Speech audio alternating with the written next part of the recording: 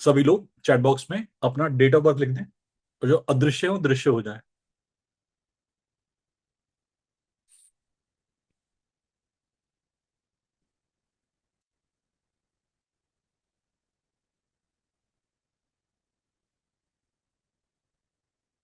आज से ही कुछ पैटर्न प्रिडिक्शन में शुरू करते हैं। आज से ही कुछ बातचीत शुरू करते हैं यहीं यहीं पे, क्योंकि ऐसा तो मानने में अच्छा लगता है कि हमने न्यूमरोलॉजी में एडमिशन ले लिया तो हम न्यूमरोलॉजिस्ट बन गए। ये दिल को बड़ा सुकून देता है ना। तो ऐसा मान के चलेंगे कि न्यूमरोलॉजी के अंदर एडमिशन हो गया तो न्यूमरोलॉजिस्ट तो बन गए। आपको यूनिवर्स ने एक अंक बना के भेजा था। आप आज एक नाम से फेमस हो गए हो। Do you agree on this? पहले हम आपको अंक से जानते थे और आपकी असली पहचान अंक से ही है, बट आज आपका एक नेम फेमस है। तो पहले तो मैं आपकी डेट ऑफ बर्थ को रेलेवेंस दूंगा, क्योंकि यूनिवर्स ने उसी से आपकी आइडेंटिफिकेशन बना के भेजी थी। और उसके बाद में आपकी नेम रेलेवेंस आएगी, जो कि आपने अब अपनी पहचान बनाई। तो न्यूमरोलॉजी का पहला फॉर्मूला कि पहले हमें किस चीज को कंसिडर करना है? डेट ऑफ बर्थ को। और उसके बाद में नेम को। लिख के चलेंगे पहले से कि पहले हमें किसी से कंसिडर करना है, डेट ऑफ बर्थ को, और उसके बाद में नेम को।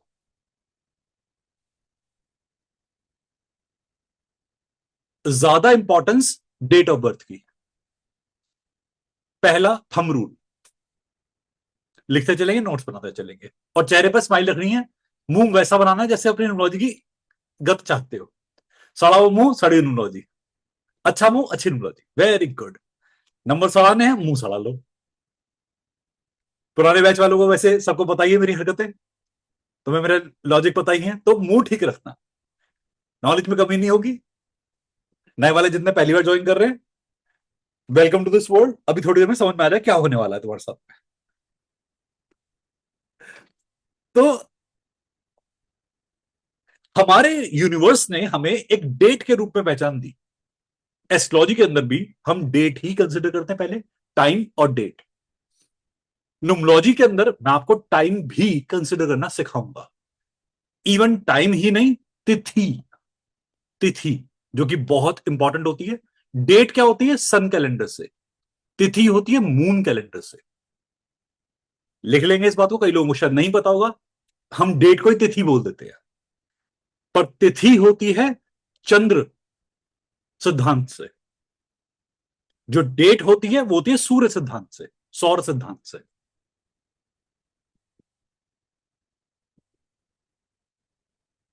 ज्यादा इंपॉर्टेंट क्या है?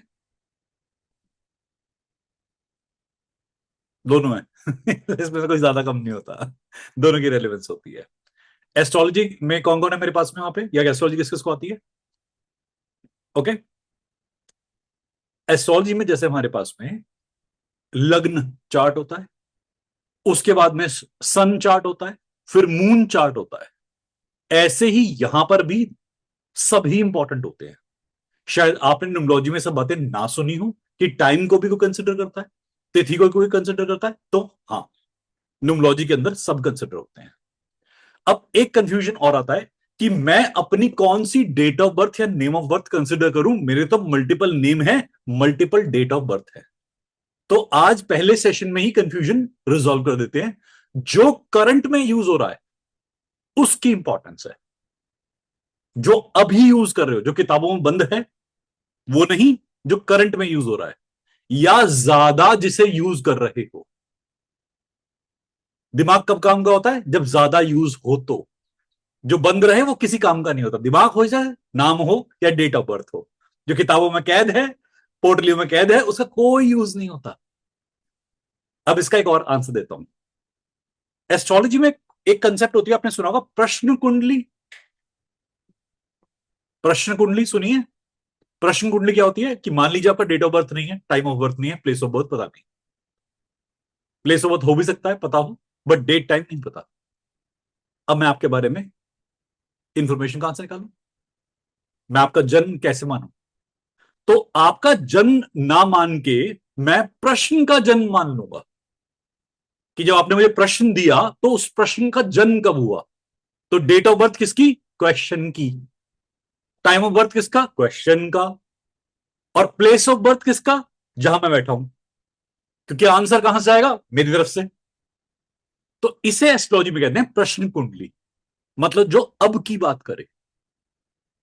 न्यूमलॉजी प्रश्न कुंडली पर आधारित साइंस है।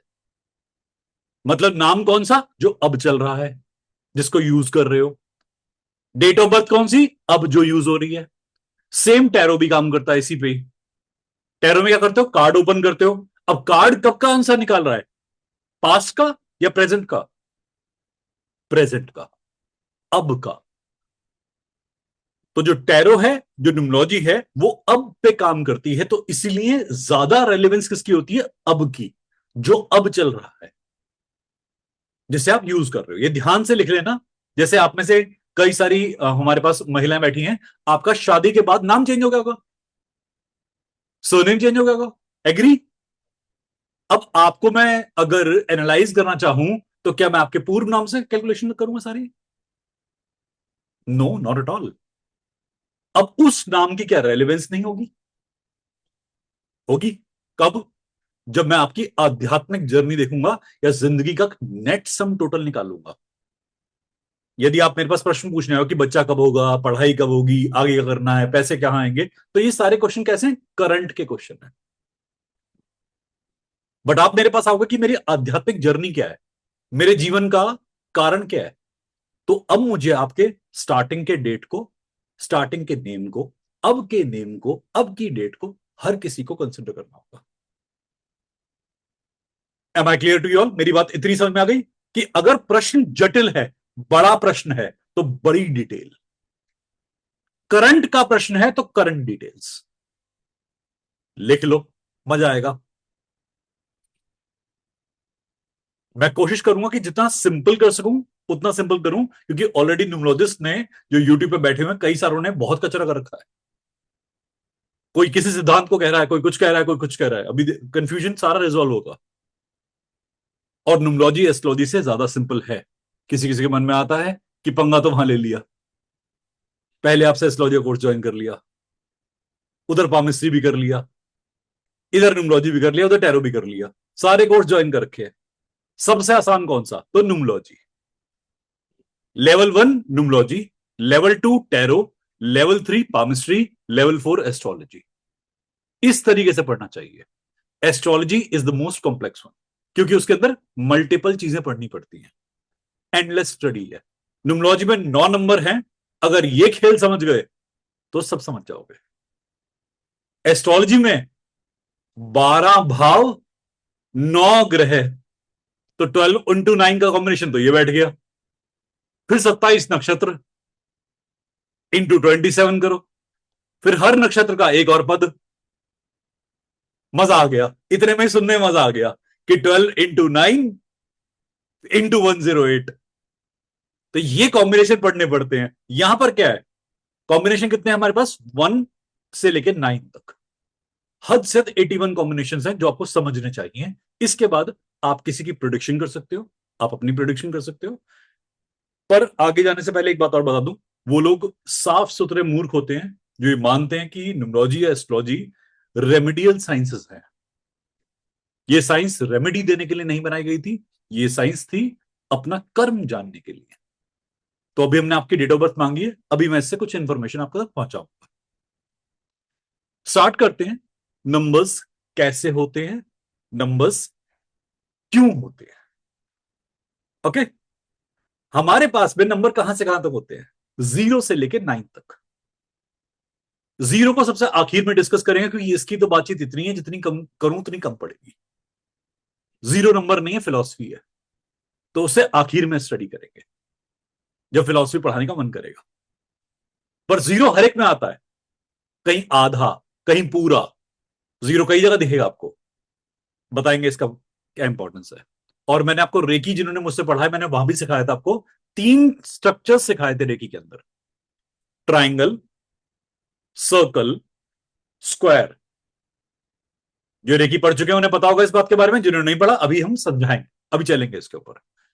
यूनिवर्स का कोई भी सिंबल इन्हीं तीनों चीजों से बना है, ट्राइंगल, सर्कल, स्क्वायर।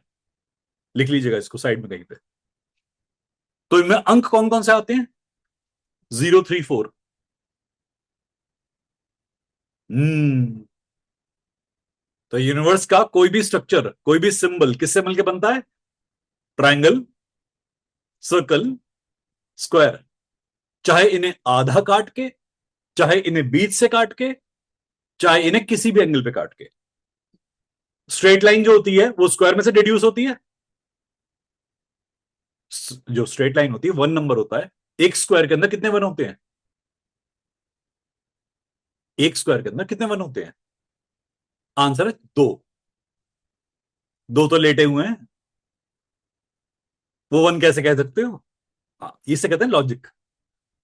तुमने लेटे को वन गिन लिया, शाबाश। देखो, हाथ में कितनी उंगलियां होती हैं? तो आंसर है 4। 4 उंगली, एक अंगूठा, यही ध्यान रखना है बस। इसे ही कहते हैं difference between presence of mind and being a bit careless. तो लॉजिक पे काम करना है कि स्क्वायर के अंदर कितने वन होते हैं? 2। 2 vertical line, 2 sleeping line. Circle के अंदर हमारे पास में लूप्स होते हैं, 2 हाफ लूप्स। लूप होते हैं, सर्कल, सेमी सर्कल होते हैं। अर्ध चंद्राकार होता है हमारा लूप, अगर बीच में से काट दें उसे तो। एग्री? अब स्टार्ट करते हैं psychology behind the numbers. Heading डाल लीजिए अपने पास में, साइकोलॉजी बिहाइंड द नंबर्स। और एक बात जो नए वाले हैं उनको बता देता हूं, मेरे हर रेकी सेशन में या हो या न्यूमरोलॉजी हो, एस्ट्रोलॉजी हो, आपको हीलिंग मिलती है। अपने कैमरास ओपन रखोगे तो और में हीलिंग जाएगी। सेशन के अंदर मस्त फील करोगे। किसी को कोई दिक्कत हो, मुसीबत हो, फोड़ा फुंसी, दर्द, तकलीफ, यहाँ मेंशन कर देना चैट बॉक्स में। हीलिंग भी होती रहेगी। तो हीलिंग हमारा पहला हमारा कर्तव्य है, हीलिंग करना। My prime motive is to heal. पहले मैं हीलर हूं, उसके बाद जो भी कुछ हूं वो उसके बाद हूं, ठीक है? तो यहां पर मेंशन कर देना अगर कोई प्रॉब्लम हो तो, लाइफ में कुछ डिस्कस करना हो तो यहां मेंशन करते जाना चैट बॉक्स के अंदर। बाकी जो काम कर रहे हैं हम करते रहेंगे। Am I clear to everyone? चलेगा? Very good. अपने सामने 1 से लेके 9 तक अंक लिख सकते हैं? लिख लो प्लीज।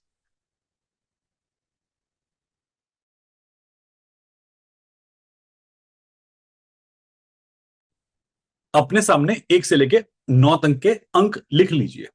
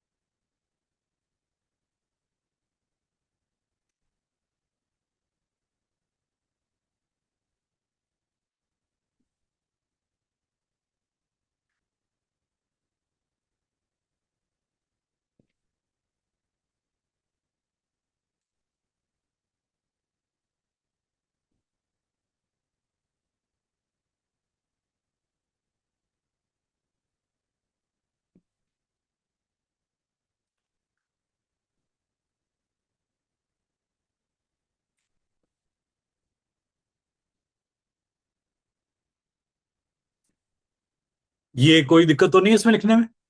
हमने सिर्फ ए से लेके आई तक, जे से लेके आर तक, और एस से लेके जी तक सारे के सारे अंक लिखे हैं। सीक्वेंस वाइज सिर्फ हमने मेंशन करे हैं। ये अपने पास एक सीक्वेंस टेबल बना लीजिए।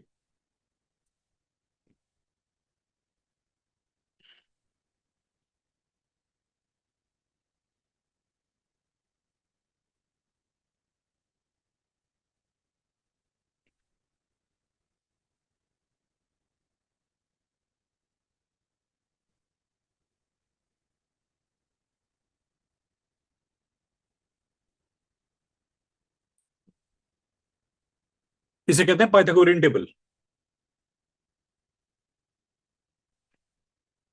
पाइथागोरियन सिस्टम पे हम काम कर रहे हैं तो इसे कहते हैं पाइथागोरियन टेबल। पाइथागोरियन सिस्टम पे हम काम कर रहे हैं और इसे कहते हैं पाइथागोरियन टेबल। सिंपल है, कोई डिफिकल्टी तो नहीं यहां तक। हमने क्या करा है, एक से लेकर 9 तक अंक लिखे हैं अलग। एबीसीडी के हिसाब से हमने सारे के सारे अल्फाबेट्स को नंबर दे दिए। आपके सामने अब यहां दिखाई दे रहा होगा नंबर्स का एक सीक्वेंस, कि 1 के सामने 3 अक्षर, 2 के सामने 3 अक्षर, फिर 3 के सामने, फिर 4 के सामने, 5 के सामने। इनके मीनिंग अभी आने वाले दिनों में हम डिस्कशन में लाएंगे।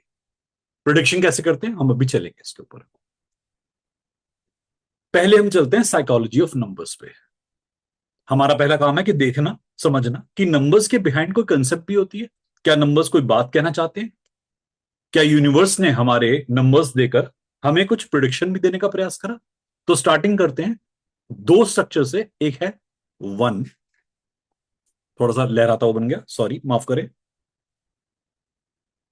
मजा आ गया वन को वन बनते हुए। हाँ अब ठीक है। और एक है टू,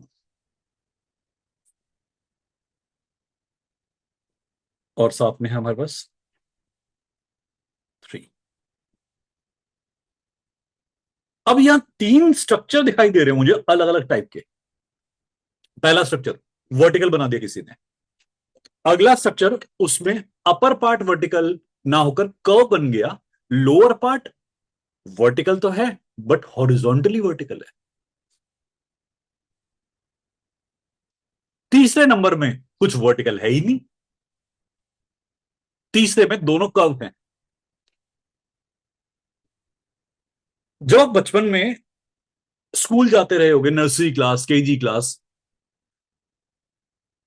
उन लेवल पर आपको टीचर पहले सिखाता है standing line and sleeping line. याद है कि आपको पहले टीचर स्कूल में सिखाता है स्टैंडिंग लाइन और स्लीपिंग लाइन। क्यों? What is the reason? Unmute करते हैं, थोड़ी बातचीत करते हैं। अगर किसी का बोलने का मन करे बोल के बताना, लिखने का मन करे चैट में बताना, दिमाग खाने का मन करे बिल्कुल मत बताना। थर्ड ऑप्शन भी होता है ना। बचपन में हमने हर बच्चे को पहले सिखाया स्टैंडिंग लाइन, फिर सिखाया स्लीपिंग लाइन, फिर सिखाया स्लांट। तो लाइफ में दो अप्रोच होती है, एक होती है यस, एक होती है नो, एक होती है पता नहीं। एग्जैक्टली, यस, नो, पता नहीं। हमारा ब्रेन इन 3 लकीरों को ऐसे ही रीड करता है। इसे कहते हैं साइकोलॉजी। किसी भी जगह पर अगर आप छोटे बच्चे को एक पेन दो तो पहली चीज क्या बनाता है वो? पेन को ऐसे पकड़ेगा और ऐसे ऐसे ऐसे ऐसे कर देगा। ये होती है एक्चुअल स्टेट ऑफ माइंड, कि आपका ब्रेन कैसा है, ऐसा। बच्चे के हाथ में पेन देके देखा है सबने? आप भी बच्चे रहे होगे, अभी उग के बड़े हो, है ना? मतलब कोई ऐसा तो नहीं एकदम प्रकट हुआ हो? बता देना अगर कोई ऐसा हुआ तो मैं क्लास में छोड़ के चिल्ला के भागूंगा बाहर को। नहीं ऐसा बनता है फिर मेरा, फिर ऊपरी चक्कर है कोई। बचपन में हम सभी ने स्टार्टिंग में पेन को कैसे होल्ड करा, ऐसे। किसी को नहीं पता था कि पेन को ऐसे होल्ड करना होता है। ये सिखाते हैं, इसे कहते हैं लर्न्ड बिहेवियर या एक्वायर्ड बिहेवियर। और बात पहले सुनना ध्यान से, फिर मैं लिखवाऊंगा इसे। इसे कहते हैं इन्नेट बिहेवियर। इन्नेट बिहेवियर मतलब जो आपके अंदर था, एक्वायर्ड मतलब सोसाइटी ने दिया। मम्मी ने बताया, टीचर ने बताया, बेटा hold it like a pen not like a knife. करते हैं बच्चे के साथ हम बोलते हैं कि यहां पर पकड़ो, ऐसे मत पकड़ो।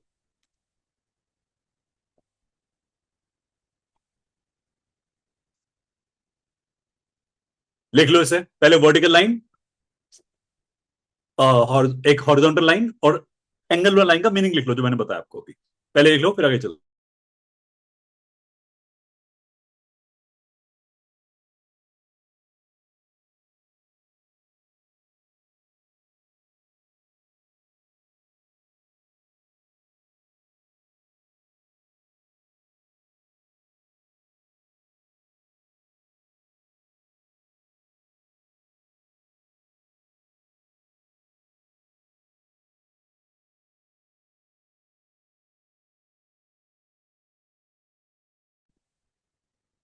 इतनी जितनी बात बताई समझ में आई? Standing line, sleeping line, angular line. अब आपका अगर मैं कैथारसिस करना चाहूं, कैथारसिस मतलब रेचन, रेचन मतलब भड़ास निकालनी, आपके सबकॉन्शियस को खाली करना,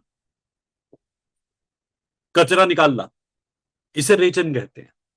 तो कई तरीके होते हैं रेचन कराने के, कि सामने तकिया देखो, मुक्के ही मुक्के बजा दो, देखा है वाला, टेडी बियर लो, पीटते पीटते फाड़ दो, टेडी बियर, खेलने वाला भालू। घर में जो टेडी बियर घूम रहा है उसको नहीं फाड़ना है, वो जीवित है। हाँ, कभी घर में जो घूम रहा है उसे टेडी बियर समझ के फाड़ दो, वो कैथारसिस नहीं है, उसे हत्या कहते हैं या वध कहते हैं उसे। अगर एक और कैथारसिस का रूप देखना है तो मैं आपके हाथ में पेन दूंगा और कहूंगा अपनी भड़ास निकालो। तो पहले तो आप अक्षर लिखोगे, शुरुआत में आप कुछ लिखोगे, और उसके बाद निकलेगी फ्रस्ट्रेशन, तो आप सारे पेपर्स को ना फाड़ना शुरू करोगे। ये है असली ह्यूमन साइकोलॉजी, जहां से नंबर्स का ओरिजिनेशन हुआ है। कि असली फ्रस्ट्रेशन कब निकलती है? जब आप किसी चीज को फाड़ते हो। कैसे? ऐसे और ऐसे। एग्री? ये सबके ब्रेन का एक्चुअल फंडा है। अगर मैं आपको और गहरी कैथारसिस में उतारूं तो लिटिल लिटिल और चढ़ा दूं, उसके बाद करवाऊं जो करवाना है। वहां कसम क्या आइटम परफॉर्मेंस दोगे, क्योंकि आपके अंदर का जो अंक है वो निकल के बाहर आएगा, आपके अंदर की जो ऊर्जा है निकल के बाहर आएगी। Then you will exhibiting the real state of your mind. अभी के अभी आप कागज पर एक वर्टिकल लाइन, एक, सुनो मेरी बात को, एक ऐसे इतने सेगमेंट में वर्टिकल लाइंस बनाओ, फिर हॉरिजॉन्टल लाइन बनाओ, और फिर स्लैंट लाइन। तीनों लकीरों को बना के देखो कि किस लकीर को बनाते हुए दिल में बहुत ठंडक मिलती है।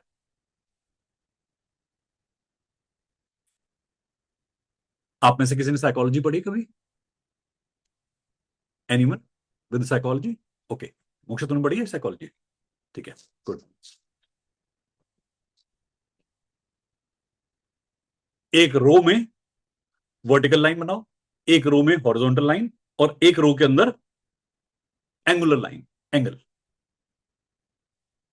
और ये फील करके बताओ कि तीनों में बनाते वक्त किस में सबसे ज्यादा रिलैक्सेशन मिला।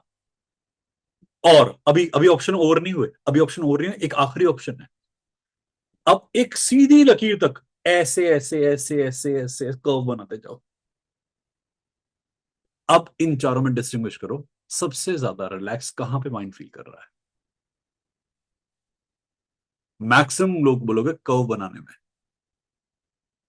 Majority of you you will say curve बनाने। मेजोरिटी, मेजोरिटी, मैं ये नहीं कह रहा कि सभी ये बोलेंगे, पर शायद मैक्सिमम लोगों को कर्व बनाने में होता है। जो कर्व नंबर होते हैं ना, वो हमारे इमोशन को भरते भी हैं, रिलीज भी करते हैं। Curvy structure means absorption of emotion और रिलीज ऑफ इमोशन। वर्टिकल मतलब frustration, anger, rage. Write down please. Vertical means frustration, anger, rage. गुस्सा है, क्रोध है, अग्नि है, वर्टिकल से निकलेगी। पहले भाई, मुंह खराब नहीं करने, मेरा ट्यूसडे खराब नहीं करना किसी ने। वेरी गुड, मुंह मस्त होने चाहिए। क्लास जैसी मर्जी हो, मुंह मस्त चलना चाहिए शुरू से अंत तक। क्योंकि जिंदगी में ना अगर ऑरा ठीक है तो सब कुछ ठीक है। जिस इंसान का aura he out of control है, कुछ नहीं कर पाएगा। ये फैक्ट है। इंसान पहले हारता है अपने ऑरा से, जीतता है अपने ऑरा से। और जैसे ये कंट्रोल सीख लिया इसने, सौदा आ गया। जिसने नहीं सीखा, बस फिर तो चली रही गाड़ी। ओके, सो आपने अभी सीखा वर्टिकल और कर्व। कर्व नंबर आपके इमोशन को या तो एब्जॉर्प्शन में हेल्प करता है या रिलीज में।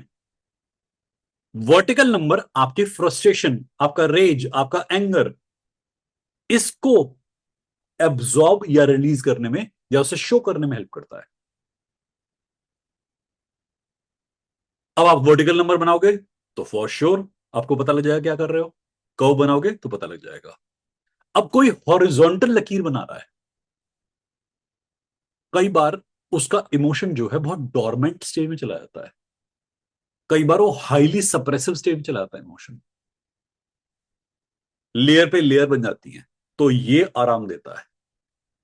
बेसिकली हम ये क्या बनाते हैं, अपनी माइंड की स्टेट ही तो है। ध्यान से सोचना और मेरे को बताना कि मैं जो बोलूंगा वो सही बोल रहा हूं कि नहीं बोल रहा। हर इंसान का A for apple, B for ball, C for cat बनाने का तरीका अपना अपना होगा ना। आपके स्ट्रोक्स अपने अपने होंगे। ऐसा कैसे हो गया कि आपने एक स्ट्रोक अडेप्ट कर लिया? आप जो बी फॉर बॉल बनाते हो या ए फॉर एप्पल बनाते हो, हमेशा एक सा ही क्यों बनाते हो? और ऐसा ही क्यों बनाते हो जैसा बनाते हो? ये आपकी माइंड की साइकोलॉजी होती है। आपके सबकॉन्शियस ब्रेन की एक स्टेट होती है जो आप दिखा रहे होते हो। इसमें आपका पास्ट लाइफ भी होता है, इसमें आपका प्रेजेंट लाइफ भी होता है। इस साइंस को क्या बोलते हैं, जिनमें हम अक्षर की एक स्ट्रक्चर को देखते हैं? ग्राफोलॉजी। न्यूमरोलॉजी में देखते हैं नंबर्स, ग्राफोलॉजी में देखते हैं स्ट्रोक्स। लिख लो अपने पास में, ग्राफोलॉजी। बहुत सारी साइंस सीख गए एकदम से, साइकोलॉजी काफी सारी आ गई है ना। पब्लिक को इंप्रेस करने के लिए बहुत सारा कंटेंट है ये। कहीं किसी की बहस हो गई ना घर में, तुमने क्यों पढ़ी है न्यूमरोलॉजी, बस उसके बाद उस इंसान ने मौत को दावत दे ली है, क्योंकि तुम्हारे पास इतना डिलीवरेबल कंटेंट है ना, इतना डिलीवरी करने लायक कंटेंट है। अब हो गया। अब तुम उसका past present future secure unsecure दिमाग का लेवल सब कर दोगे।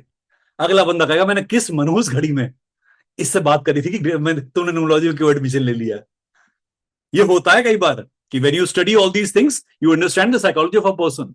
और ऐसा काम घर पे करा के देखना, छोटे बच्चे से बड़े इंसान से, उससे A for apple B for boy लिखवा के देखो, आपको तुरंत समझ में आ जाएगा कि इंसान किस प्रकार का है। 1 2 3 4 5 6 7 8 9 लिखवा के देखो, किस नंबर का कौन सा स्ट्रोक कोई लेता है। एक बार देखो, आपको तुरंत समझ में आएगा कि इंसान की साइकोलॉजी कैसी है। आप नंबर के कैरेक्टरिस्टिक सीखोगे। अब उस इंसान ने वो कैरेक्टर को कितना डिस्टॉर्ट कर दिया।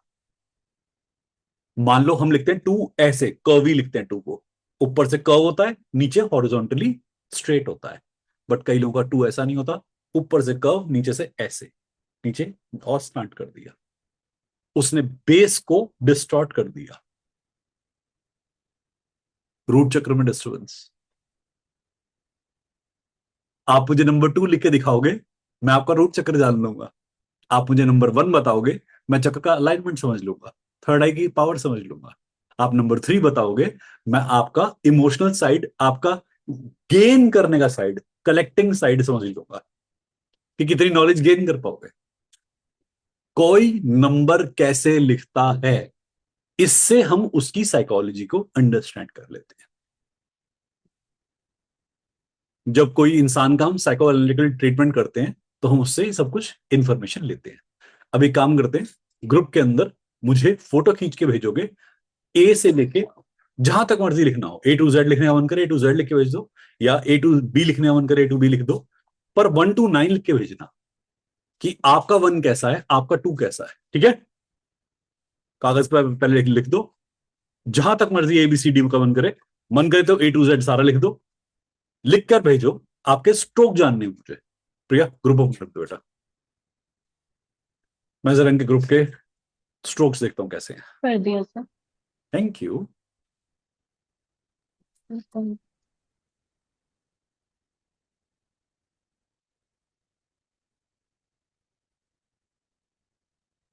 आज मेरे ख्याल से कई लोगों को पहली बार न्यूमरोलॉजी के इतने गहरे होने का एहसास होगा। ABCD के, न्यूमरोलॉजी के, नंबर्स के, अल्फाबेट्स के पीछे की साइंस क्या होती है। और अभी तो सोचो, मैं आपको 1 2 3 4 के फॉर्म में आपको ABCD करवाया है, मैं आपको ये अनार आ से आम भी करा सकता हूँ। अगर मैं आपको हिंदी में न्यूमेरिकल पे उतर जाऊं, मैं वहां भी काम करा सकता हूँ आपको ये काम। आप हिंदी में अपना नाम लिखते हो तो उसका मीनिंग क्या है? हिंदी में भी तो वर्णमाला होती है, स्वर होते हैं, व्यंजन होते हैं, वहां भी काम कर सकते हैं हम। कई बार लोग पूछते हैं हम तो अपना नाम हिंदी में लिखते हैं, क्या हमारे पास उतनी रेलेवेंस बनेगी? बिल्कुल बनेगी। सेम काम वहां पे करना है।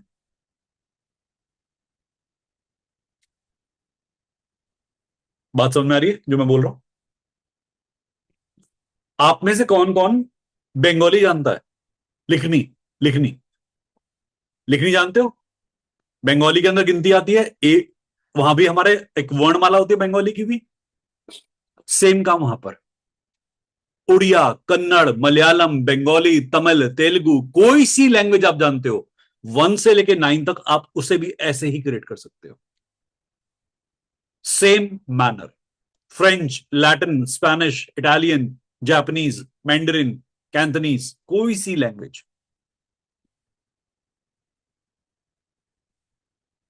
मेरी बात समझ में आ रही सबके, what I am talking about? मेरी बात को अंडरस्टैंड करते रहना। मैं एक बार आपके स्ट्रोक्स भी देख लेता हूं। ठीक है जी। और छोटी एबीसीडी लिखनी है, बड़ी एबीसीडी मत लिखना।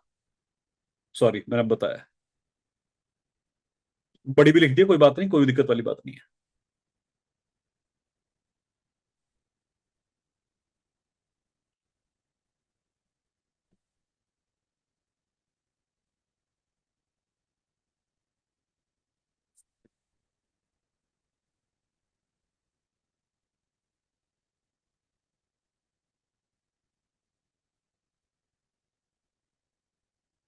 दोनों लिख दोगे तो और भी अच्छी बात है। छोटी एबीसीडी, बड़ी एबीसीडी, और 1 से लेके 9 तक। इससे हम आपकी साइकोलॉजी को, आपकी डेट को समझने में और कामयाब हो जाएंगे। अपने बच्चे में यदि आप एक कैलकुलेशन कर लो, तो आप उसका करियर, उसका फ्यूचर, उसकी सारी प्रिडिक्शन कर सकते हो आराम से। वो क्या पढ़ सकता है, वो क्या नहीं पढ़ सकता, बहुत आराम से सीख सकते हो।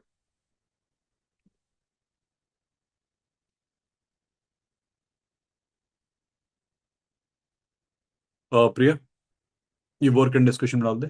ये वाला तो लिंक सब जगह डाल दे, जितने भी ग्रुप्स हैं सब जगह डाल दे। ये तो आज यूट्यूब पे जाने वाला। अच्छा, मैं सब जगह प्लेस कर देती हूँ हाँ, उसको। सब जगह ठीक। प्रेस कर। क्या टेंशन है? आज तो पहली पहली क्लास है इनकी। अभी ना बहुत सारे लोग और भी एनरोल कर रहे हैं, तो कई लोगों ने रिक्वेस्ट करी मुझसे कि सर अभी स्टार्ट मत करो, 2 दिन बाद स्टार्ट करो, तो अभी थोड़ा गाइडेंस लेता हूँ। आज तो मैंने इनको इंट्रोडक्शन देना है, फिर नेक्स्ट क्लास मेरे ख्याल से मैं मंडे को स्टार्ट करूंगा। ठीक है, ताकि इन्हें भी टाइम मिल जाए। और इस वाले ग्रुप में ना प्रिया, जो शुरू के नोट्स होते हैं ना मेरे, वो वाले डाल देना नोट्स। जो शुरू की हमारी न्यूमरोलॉजी की सीरीज होती है जी ना, जी। वो प्लेस जी कर देना सर। ताकि ये लोग पढ़ते रहें।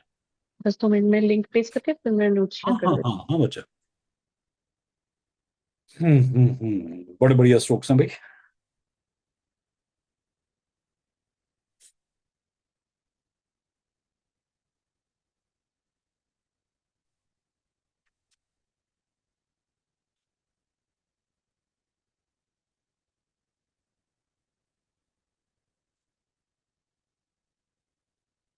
अभी मैंने आपको 1 से लेके 9 तक कुछ काम लिख के दिखाया था, 1 से लेके 9 तक।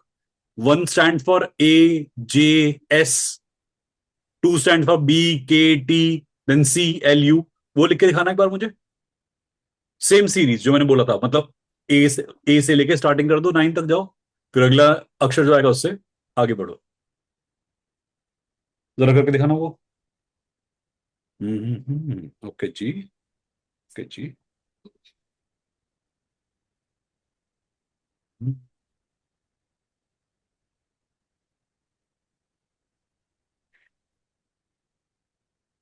अभी जब लिखोगे ना तो नीचे अपना नाम जरूर मेंशन करना, क्योंकि अभी मैं आपके लोगों के ना नाम से वाकिफ नहीं हूं। तो एक बार नाम जरूर नीचे मेंशन कर देना, अपना पूरा नाम।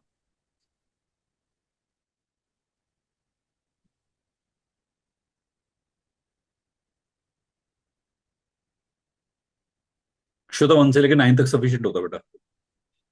9 के बाद तो इंसान रिपीटिशन मोड पे चला जाता है ना। तो it's more than sufficient if you write from 1 to 0 to 9, more than sufficient. इतने में कैरेक्टरिस्टिक एनालिसिस हो जाता है किसी का भी।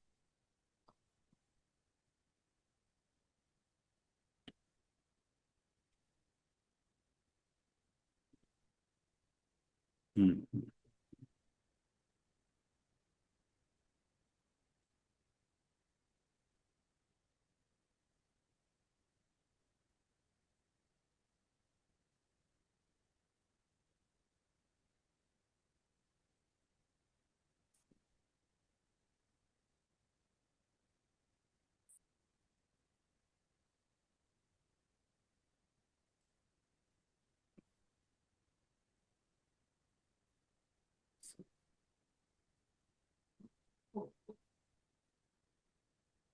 न्यूमरोलॉजी की कुछ रेमेडीज आज से बताता हूं, ध्यान सुनना। एक तो पहले अपना पूरा नाम लिखा करो। न्यूमरोलॉजी की पहली रेमेडी, अपना पूरा नाम लिखा करो। न्यूमरोलॉजी की दूसरी रेमेडी, ये व्हाट्सएप पे जो ये जो फोटो लगा रखी है सिर्फ अपनी लगाओ, ना फैमिली की, ना भोलेनाथ की, ना गणेश जी की। तुम गणेश जी हो, तुम भोलेनाथ हो। ये व्हाट्सएप किसका है? तुम्हारा। तो तुम कौन हो? मुझे वो दिखाओ और दुनिया को भी वही दिखाओ। ये रेमेडी है, ध्यान रखना इस बात को। जब भी अपने आप को इंट्रोड्यूस करो, पूरा नाम लेकर। व्हाट्सएप पे नाम लिखो, पूरा नाम लिखो। इससे आपकी एनर्जी बूस्ट होती है, इससे आपका ऑरा एनहेंस होता है। Always present yourself in complete way. Introduce yourself completely. If you ask me who I am Siddharth Bharadwaj. अगर आप मुझसे मेरा नाम पूछोगे तो मैं कौन हूं? सिद्धार्थ भारद्वाज। अपना पूरा नाम लिखना जरूरी होता है, then your real introduction happens.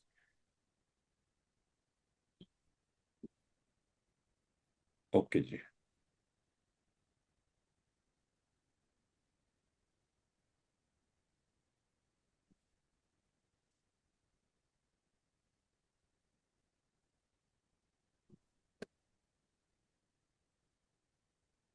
और जो एक और रेमेडी, जो भी फोटोग्राफ आप व्हाट्सएप पे यूज करते हो, फेसबुक पे यूज करते हो, इंस्टाग्राम पे यूज करते हो, अपनी वो करंट लगाना।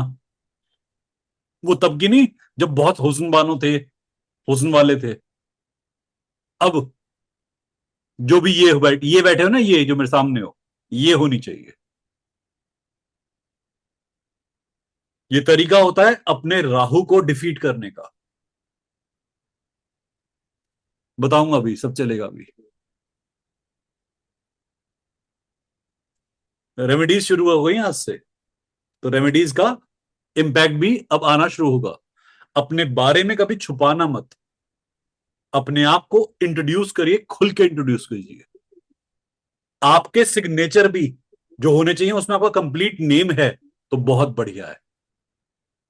अगर आपका सिग्नेचर में आपका कंप्लीट नेम है तो बहुत बढ़िया है। सरनेम है और भी बढ़िया है, नहीं है कोई बात नहीं है। पर अपना नाम जो भी लिखो उसे काटना नहीं कभी भी। लिखते जाओ, पॉइंट लिखते जाओ। नेम काटना नहीं, सिग्नेचर में पूरा नाम लिखना। सिग्नेचर करते हुए लेफ्ट साइड थोड़ी नीचे और राइट साइड थोड़ी ऊपर। मतलब जब सिग्नेचर एंड हो, थोड़ा राइज दे देना। सिग्नेचर के एंड पे थोड़ा सा रेज कर देना ऑटोग्राफ देते हुए, मजा आएगा। सिग्नेचर में पूरा नाम होना चाहिए। और सिग्नेचर जितने जटिल होंगे उतनी अकाउंट में जटिलता बढ़ेगी, बैंक अकाउंट में। सिग्नेचर जितने सरल होंगे अकाउंट उतना सरल रहेगा, पर लंबा चलेगा। अब जटिल और सरल हर किसी के अपने अपनी खुद सोच पर निर्भर करता है, what they are planning, what they are thinking about. Numerology का पहला रूल होता है हमारे पास में कि आपने अपना प्रेजेंटेशन आइडेंटिफाई करना है। अब यूनिवर्स में आप कैसे पैदा हुए हो? यूनिवर्स के अंदर आप कैसे पैदा हुए हो? एक डेट के रूप में। तो अपनी डेट को करेक्ट रखना, एग्जैक्ट रखना। मल्टीपल डेट नहीं होनी चाहिए कायदे से, ideally. Write down please. Multiple date ideally नहीं होनी चाहिए। मल्टीपल नेम आइडियली नहीं होनी चाहिए। मल्टीपल डेट आइडियली नहीं होनी चाहिए। मल्टीपल नेम आइडियली नहीं होने चाहिए। अगर मल्टीपल नेम हो गए कोई बात नहीं, बट मल्टीपल डेट ना हो। मल्टीपल नेम हो गए तो कोई बात नहीं, मल्टीपल डेट ना हो। न्यूमरोलॉजी की रेमेडीज बता रहा हूं, ध्यान से सुनते आना। व्हाट्सएप पर अपनी फोटो लगाओ, मैंने क्या बताया, व्हाट्सएप पर अपनी करंट फोटो, जो ये दिख रहे हो ना सामने, ये जो हुस्न दिख रहा है सामने, इसी हुस्न को दिखाओ कि मैं पतली हूं, मैं मोटा हूं, मैं नाटी हूं, मैं टिकना। तुम्हें क्या मतलब है? तुम ये हो, इसे छुपाओ मत। अगर आपने अपने सेल्फ को छुपाया, आप अपनी एनर्जी को एक्चुअली में हिंडर कर रहे हो। व्हाट्सएप किसका है? महादेव का है, गणेश जी का है, काली माता का, किसका है? तो फोटो तुम्हारी होनी चाहिए, इनकी नहीं। कईयों ने अपनी मम्मी पापा की फोटो लगा रखी है, आदर करो, बहुत बढ़िया बात है, बट व्हाट्सएप पे नहीं। रियल जिंदगी, रियल वर्ल्ड में आदर करने से कुछ नहीं होता, रियल वर्ल्ड में आदर करना चाहिए इंसान को। That is more required.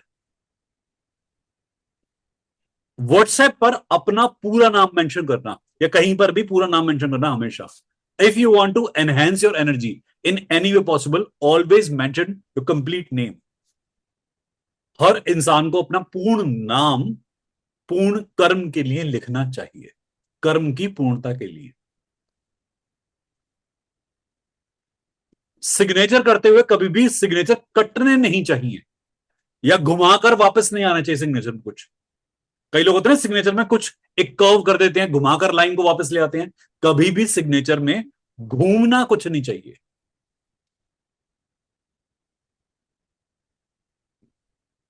Signature को और एनहेंस करना है तो नीचे दो लकीर खींच के अंत में दो डॉट लगा देना। ये एक रेमेडी होती है।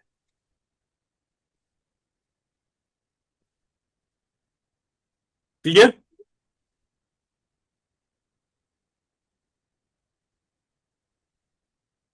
इससे आपकी वेल्थ में एनहेंसमेंट होता है। इसे वेल्थ रेमेडी भी कहते हैं। पर एक बात और कह दूं यहां पर, कि न्यूमरोलॉजी, एस्ट्रोलॉजी, पामिस्ट्री, जो इंसान रेमेडीज के लिए पढ़ता है, उससे बड़ा मूर्ख कोई नहीं होता। क्योंकि ये साइंसेस किसके लिए हैं? कर्म जानने के लिए, कर्म का मार्ग देखने के लिए। कोई व्यक्ति अगर इन्हें रेमेडीज के लिए पढ़ रहा है, बहुत बड़ी मूर्खता कर रहा है। क्योंकि एक्चुअली में उसका सारा फोकस किस पे है? फायदे पर। और ये साइंस फायदा देखने के लिए नहीं, ये आपको ज्ञान देने के लिए होती है। फायदा इंसान अपने कर्म से खुद ही कमा लेता है। जो इंसान फायदे के लिए काम कर रहा है, वो बहुत छोटा खेल पाएगा, बहुत लिमिटेड काम कर पाएगा। जो इंसान अल्टीमेट गुड के लिए खेल रहा है, वो लंबा खेलेगा, बहुत लंबे टाइम तक परफॉर्म करेगा। ध्यान रखना, न्यूमरोलॉजी का ये एक तोड़ बता रहा हूं आपको। मल्टीपल नेम्स नहीं होने चाहिए, मल्टीपल डेट्स नहीं होनी चाहिए। मल्टीपल नेम है वो फिर भी चलेंगे, पर मल्टीपल डेट्स अगर हो तो फिर कॉन्फ्लिक्ट पर्सनालिटी में काफी ज्यादा मिलता है। और फिर आपको हर एक डेट का, हर एक नेम का कार्मिक क्लियरेंस करना पड़ेगा। जैसे हम एग्जांपल लेते कई बार कि श्री कृष्ण के कई कई नाम थे। श्री कृष्ण के कई नाम थे। वो नाम कब मिले उन्हें? जब उन्होंने कर्म किया। मधुसूदन बोला किसी ने मुरली मनोहर बोला, किसी ने कृष्ण बोला, किसी ने मुरारी बोला, किसी ने रणछोड़ बोला, किसी ने बांके बोला। हर नाम का एक कर्म करा। तो आपको भी अपने जितने नाम हैं उसके अनुसार कर्म करने रिक्वायर्ड होंगे। Am I clear? यहां तक क्लियर? आगे बढ़े। जिनके कैमरास ओपन नहीं, कैमरा ओपन कर लेना, ज्यादा अच्छा रहेगा। और आज स्कैनिंग भी होती रहेगी, कुछ काम की चीजें तो मैं देखता रहूंगा। और मैं मल्टीपल स्क्रीन ओपन होती है ना मेरे पास में। प्रिया भी रुक जा, मैं अभी देखता हूँ। ठीक है, पहले इनसे यहां पे देख लेता। कई लोग अपने रेमेडीज में नाम की मामी चाची कर देते हैं, और अपनी छोड़ो, अपने पेरेंटल नाम की मामी चाची कर देते हैं। मेरे एक जानकार ने अभी रिसेंटली, उसका नाम है हरप्रीत सिंह, सुधार है, हरप्रीत सिंह नाम है, रेमेडी करी। हरप्रीत की स्पेलिंग क्या होती है? HARPREETSINGH। सबको पता है हरप्रीत सिंह की स्पेलिंग यही होगी। इस आदमी ने डबल ई की जगह ट्रिपल ई घुसाया है। अब हरप्रीत सिंह की स्पेलिंग ऐसी है जैसे जब ये बोल रहा था इसके पैर के उंगली पे कोई पैर रख के चला गया। हरप्रीत सिंह, एकदम ई खींच दिया उसने। पता नहीं कौन सी माता आई थी इसमें, किस न्यूमरोलॉजिस्ट से इसने ऐसी रेमेडी कराई है। अब आगे सुनो, मजा यहीं तक सीमित नहीं है। अब सिंह के अंदर SINGH, किसी बहुत समझदार व्यक्ति ने इसे कहा डबल आई लगा ले। इसने स्पेलिंग का नाश करा है SIINGH। अब क्या पढ़ूंगा इसे? सिंह। ठीक मारियो किसी नाम के अंदर। एक नाम का एक इंपैक्ट था, उसकी ऐसी तैसी मार दी अगले ने। अब ना तो हरप्रीत रहा ना सिंह रहा। चलो हरप्रीत तक तो सीमित था। सिंह एक रेप्यूटेड ओहदा होता है जो सिखिज्म में सदारों में दिया जाता है। कौर और सिंह सरनेम नहीं होते, ये एक रैंक होती है। ये पता होगा मेरे ख्याल से जिन्होंने जिन्हें पता है सिखिज्म के बारे में, कि सिंह एक रैंक होती है, कौर एक रैंक होती है। अब इस पहलवान ने अपनी रैंक की ऐसी तैसी करी है। आप अपने सरनेम में कभी छेड़छाड़ मत करना, और जो मूर्ख न्यूमरोलॉजिस्ट करवाते हैं ना, इनसे दूर रहना। अगर स्पेलिंग चेंज करने से किसी की वाकई में इतनी ज्यादा ग्रोथ होती बिना कर्म के, तो आजकल ना बहुत सारे ऐसे कंट्री हैं जिनके अंदर उत्पात मचा हुआ है। मैं कहता हूं सबकी स्पेलिंग चेंज कर दो।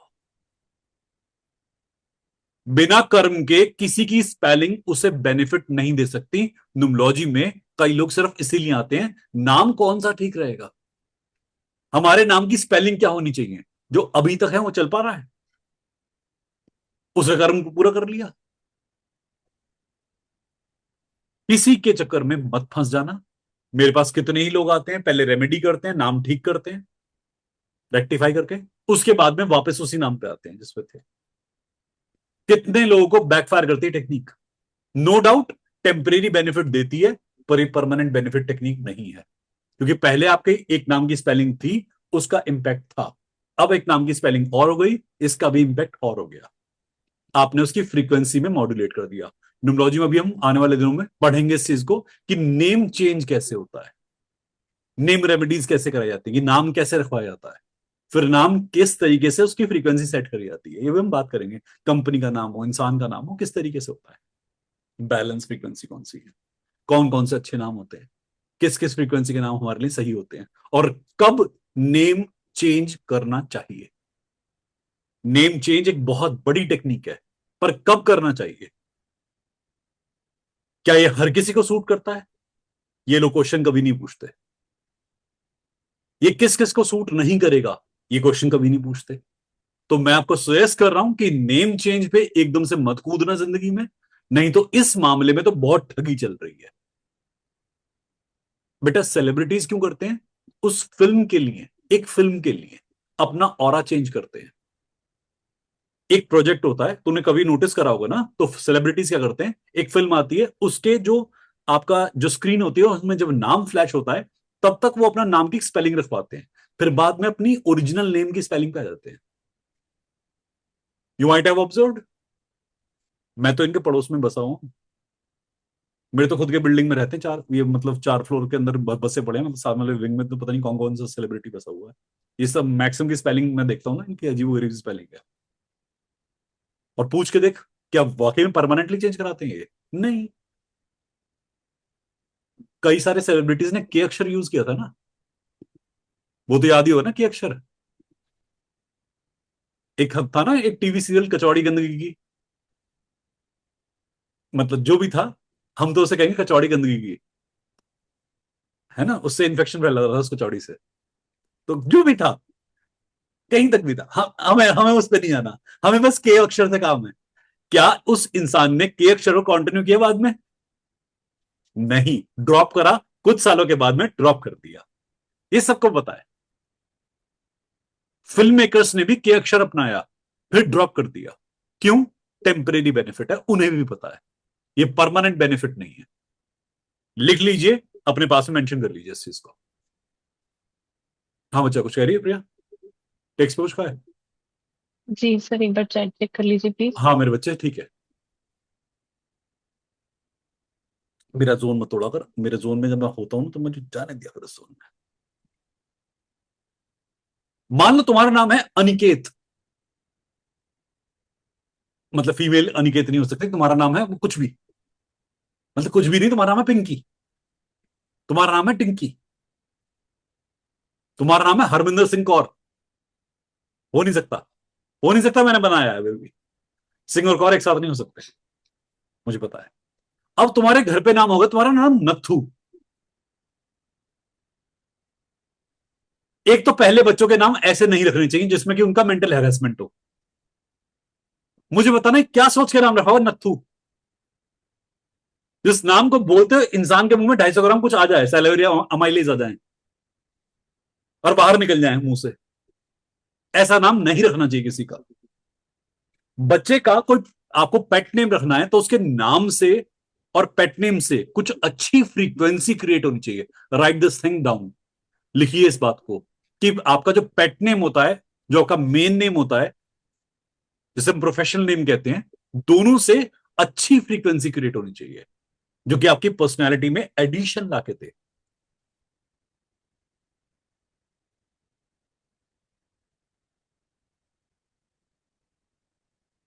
अब कई नाम रखे जाते हैं दौर के हिसाब से।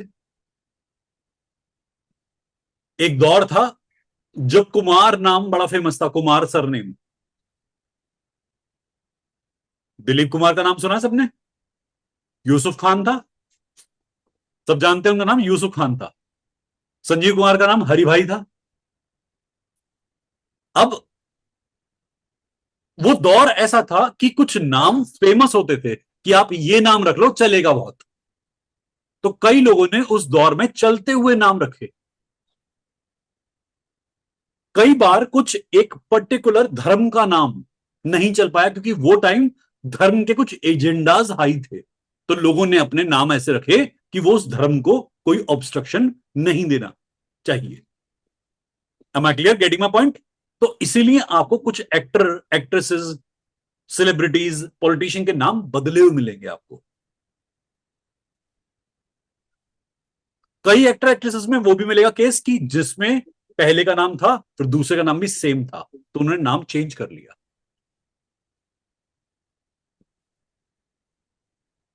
Getting point? तो ये एक पैटर्न हमारे पास में है कि जिससे हम कहीं नाम स्टडी करते हैं। लिख लीजिए इसको, फिर आगे चलते हैं।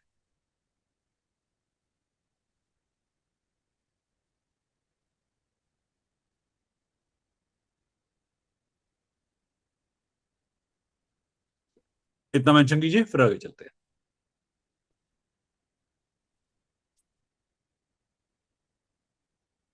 न्यूमोलॉजी एक बहुत लॉजिकल साइंस है।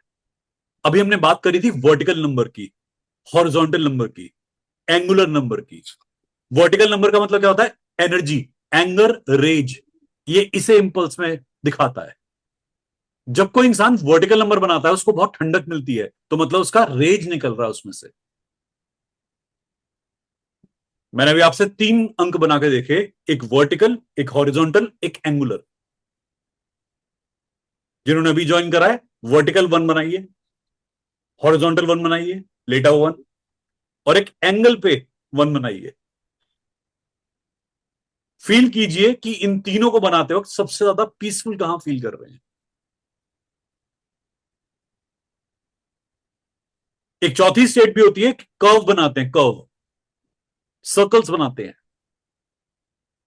जब सर्कल्स बनाते हुए रिलैक्सेशन फील हो तो आपका इमोशन कोशेंट बहुत हाई हो रहा है। इसे कहते हैं नंबर की साइकोलॉजी। अब जिस के पास में वर्टिकल बना रहा है डेट ऑफ बर्थ के अंदर, उसकी एनर्जी हाई होगी या लो होगी? हाई। जितने वर्टिकल नंबर आपके डेट ऑफ बर्थ में आते जाएंगे उतनी ज्यादा आपकी एनर्जी हाई होती जाएगी। और जितने कर्वी नंबर आपके डेट ऑफ बर्थ में आएंगे उतनी पॉलिटिकल, उतनी एडजस्टेबल, उतनी फ्लेक्सिबल एनर्जी आपके डेट ऑफ बर्थ में एडिशन में आती जाएगी। यूनिवर्स के पास से जब हम आए थे हमने बताया आपको, डेट मिली थी या नेम मिला था? डेट। यूनिवर्स के पास से जब आए थे तो हमें डेट मिली थी या नेम? डेट। और उसके बाद में हमने क्या अडेप्ट किया? नेम।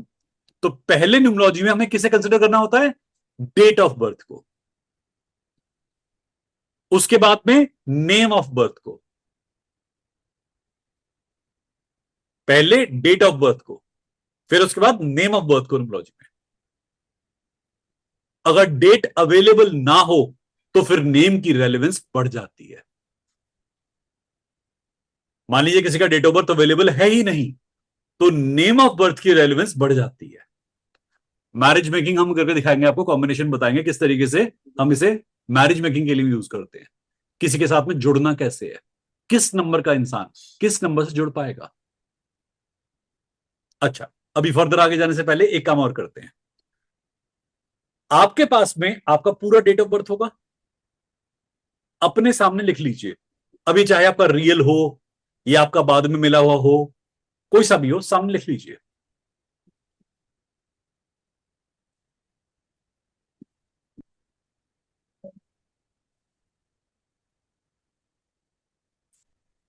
मान लीजिए आपका डेट ऑफ बर्थ है 14/11/1964। 14/11/1964। ये पार्ट ध्यान से देखिए, इसे हम कहते हैं आपका साइकिक एबिलिटी। इसे साइकिक नंबर या साइकी नंबर भी कह देते हैं। साइकिक नंबर या साइकी नंबर।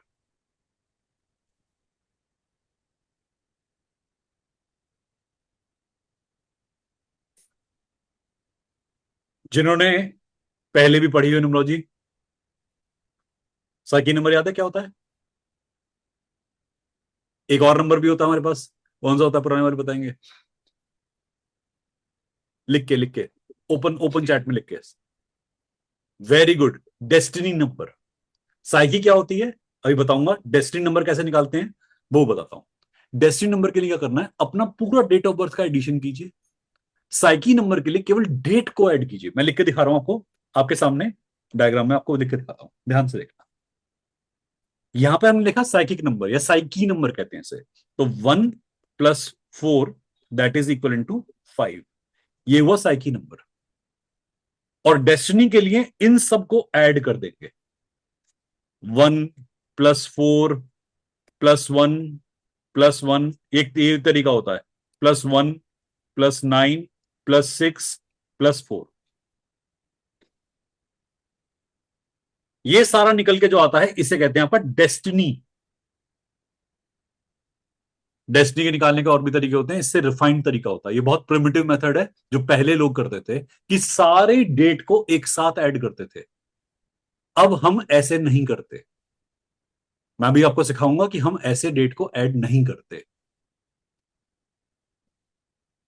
मुझे इतना बताओ, psyche number destiny number clear हो गया सबको? साइकी नंबर कैसे निकलता है? डेट से, केवल डेट से, ना मंथ ना ईयर।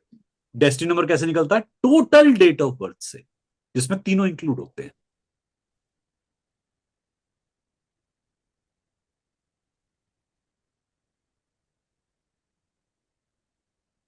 साइकी क्या होता है? आपकी डेली लाइफ किस अप्रोच से चलेगी वो है आपका साइकी। और लाइफ में आपका पाथ क्या बनेगा, किस दिशा में जाओगे, वो है आपकी डेस्टिनी। डेली लाइफ साइकी से चलती है, लाइफ का पाथ डेस्टिनी से निकलता है। तो डेस्टिनी नंबर को हम ये भी बोलते हैं लाइफ पाथ नंबर। दोबारा बोलता हूं, ध्यान से सुनना। साइकी नंबर कैसे निकलता है? डेट से, ना मंथ होता ना ईयर होता। डेस्टिनी नंबर में तीनों होते हैं, डेट भी होता है, मंथ भी होता है, ईयर भी होता है। साइकी नंबर से हमारी डे टू डे लाइफ चलती है, डेस्टिनी से हमारा purpose of life, direction of life देखते हैं। इस पर आगे हम क्लासेस के अंदर और डिस्कशन करेंगे, बहुत सारी बातें इसमें और भी बताएंगे।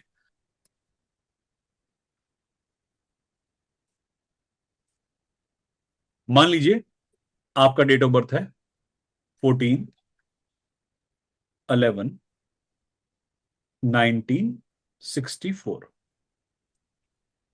अब एक तरीका होता है डेस्टिनी निकालने का कि सारे नंबर्स को एक साथ ऐड कर दीजिए, बताया था अभी मैंने आपको। एक तरीका मैं और सिखा रहा हूं, बहुत ध्यान से सुनिएगा। इसे सेपरेटली, इसे सेपरेटली, इसे सेपरेटली और इसे सेपरेटली ऐड करना होता है। यहां पर 5, यहां पर 2, यहां से 1, यहां से 10, और फिर 10+1 लास्ट में 11, फिर 2। अभी मैं इसको आने वाली क्लासेस के अंदर और आपको बताऊंगा कि इस तरीके से हम क्यों ऐड करते हैं। पर्सनालिटी के 3 शेड निकलते हैं। डेट के अंदर किसी की पर्सनालिटी के 3 शेड होते हैं, एक पहला शेड, एक दूसरा शेड और एक तीसरा शेड। अगर आप ध्यान से देखो डेट ऑफ बर्थ को, तो डेट ऑफ बर्थ में 3 हिस्से हैं, डेट, मंथ, ईयर। अगर बहुत ध्यान से सोचो तो किसी की जिंदगी को हमने 3 हिस्से में डिवाइड नहीं कर दिया। पहला हिस्सा, दूसरा हिस्सा, तीसरा हिस्सा।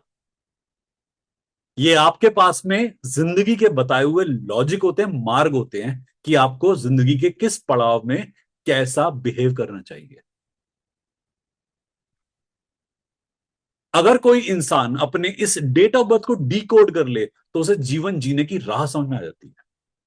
आज एक एवरेज इंसान की लाइफ स्पैन कितना होता है? लगभग 80 ईयर्स एवरेज स्पैन मानते हैं, 80 ईयर्स।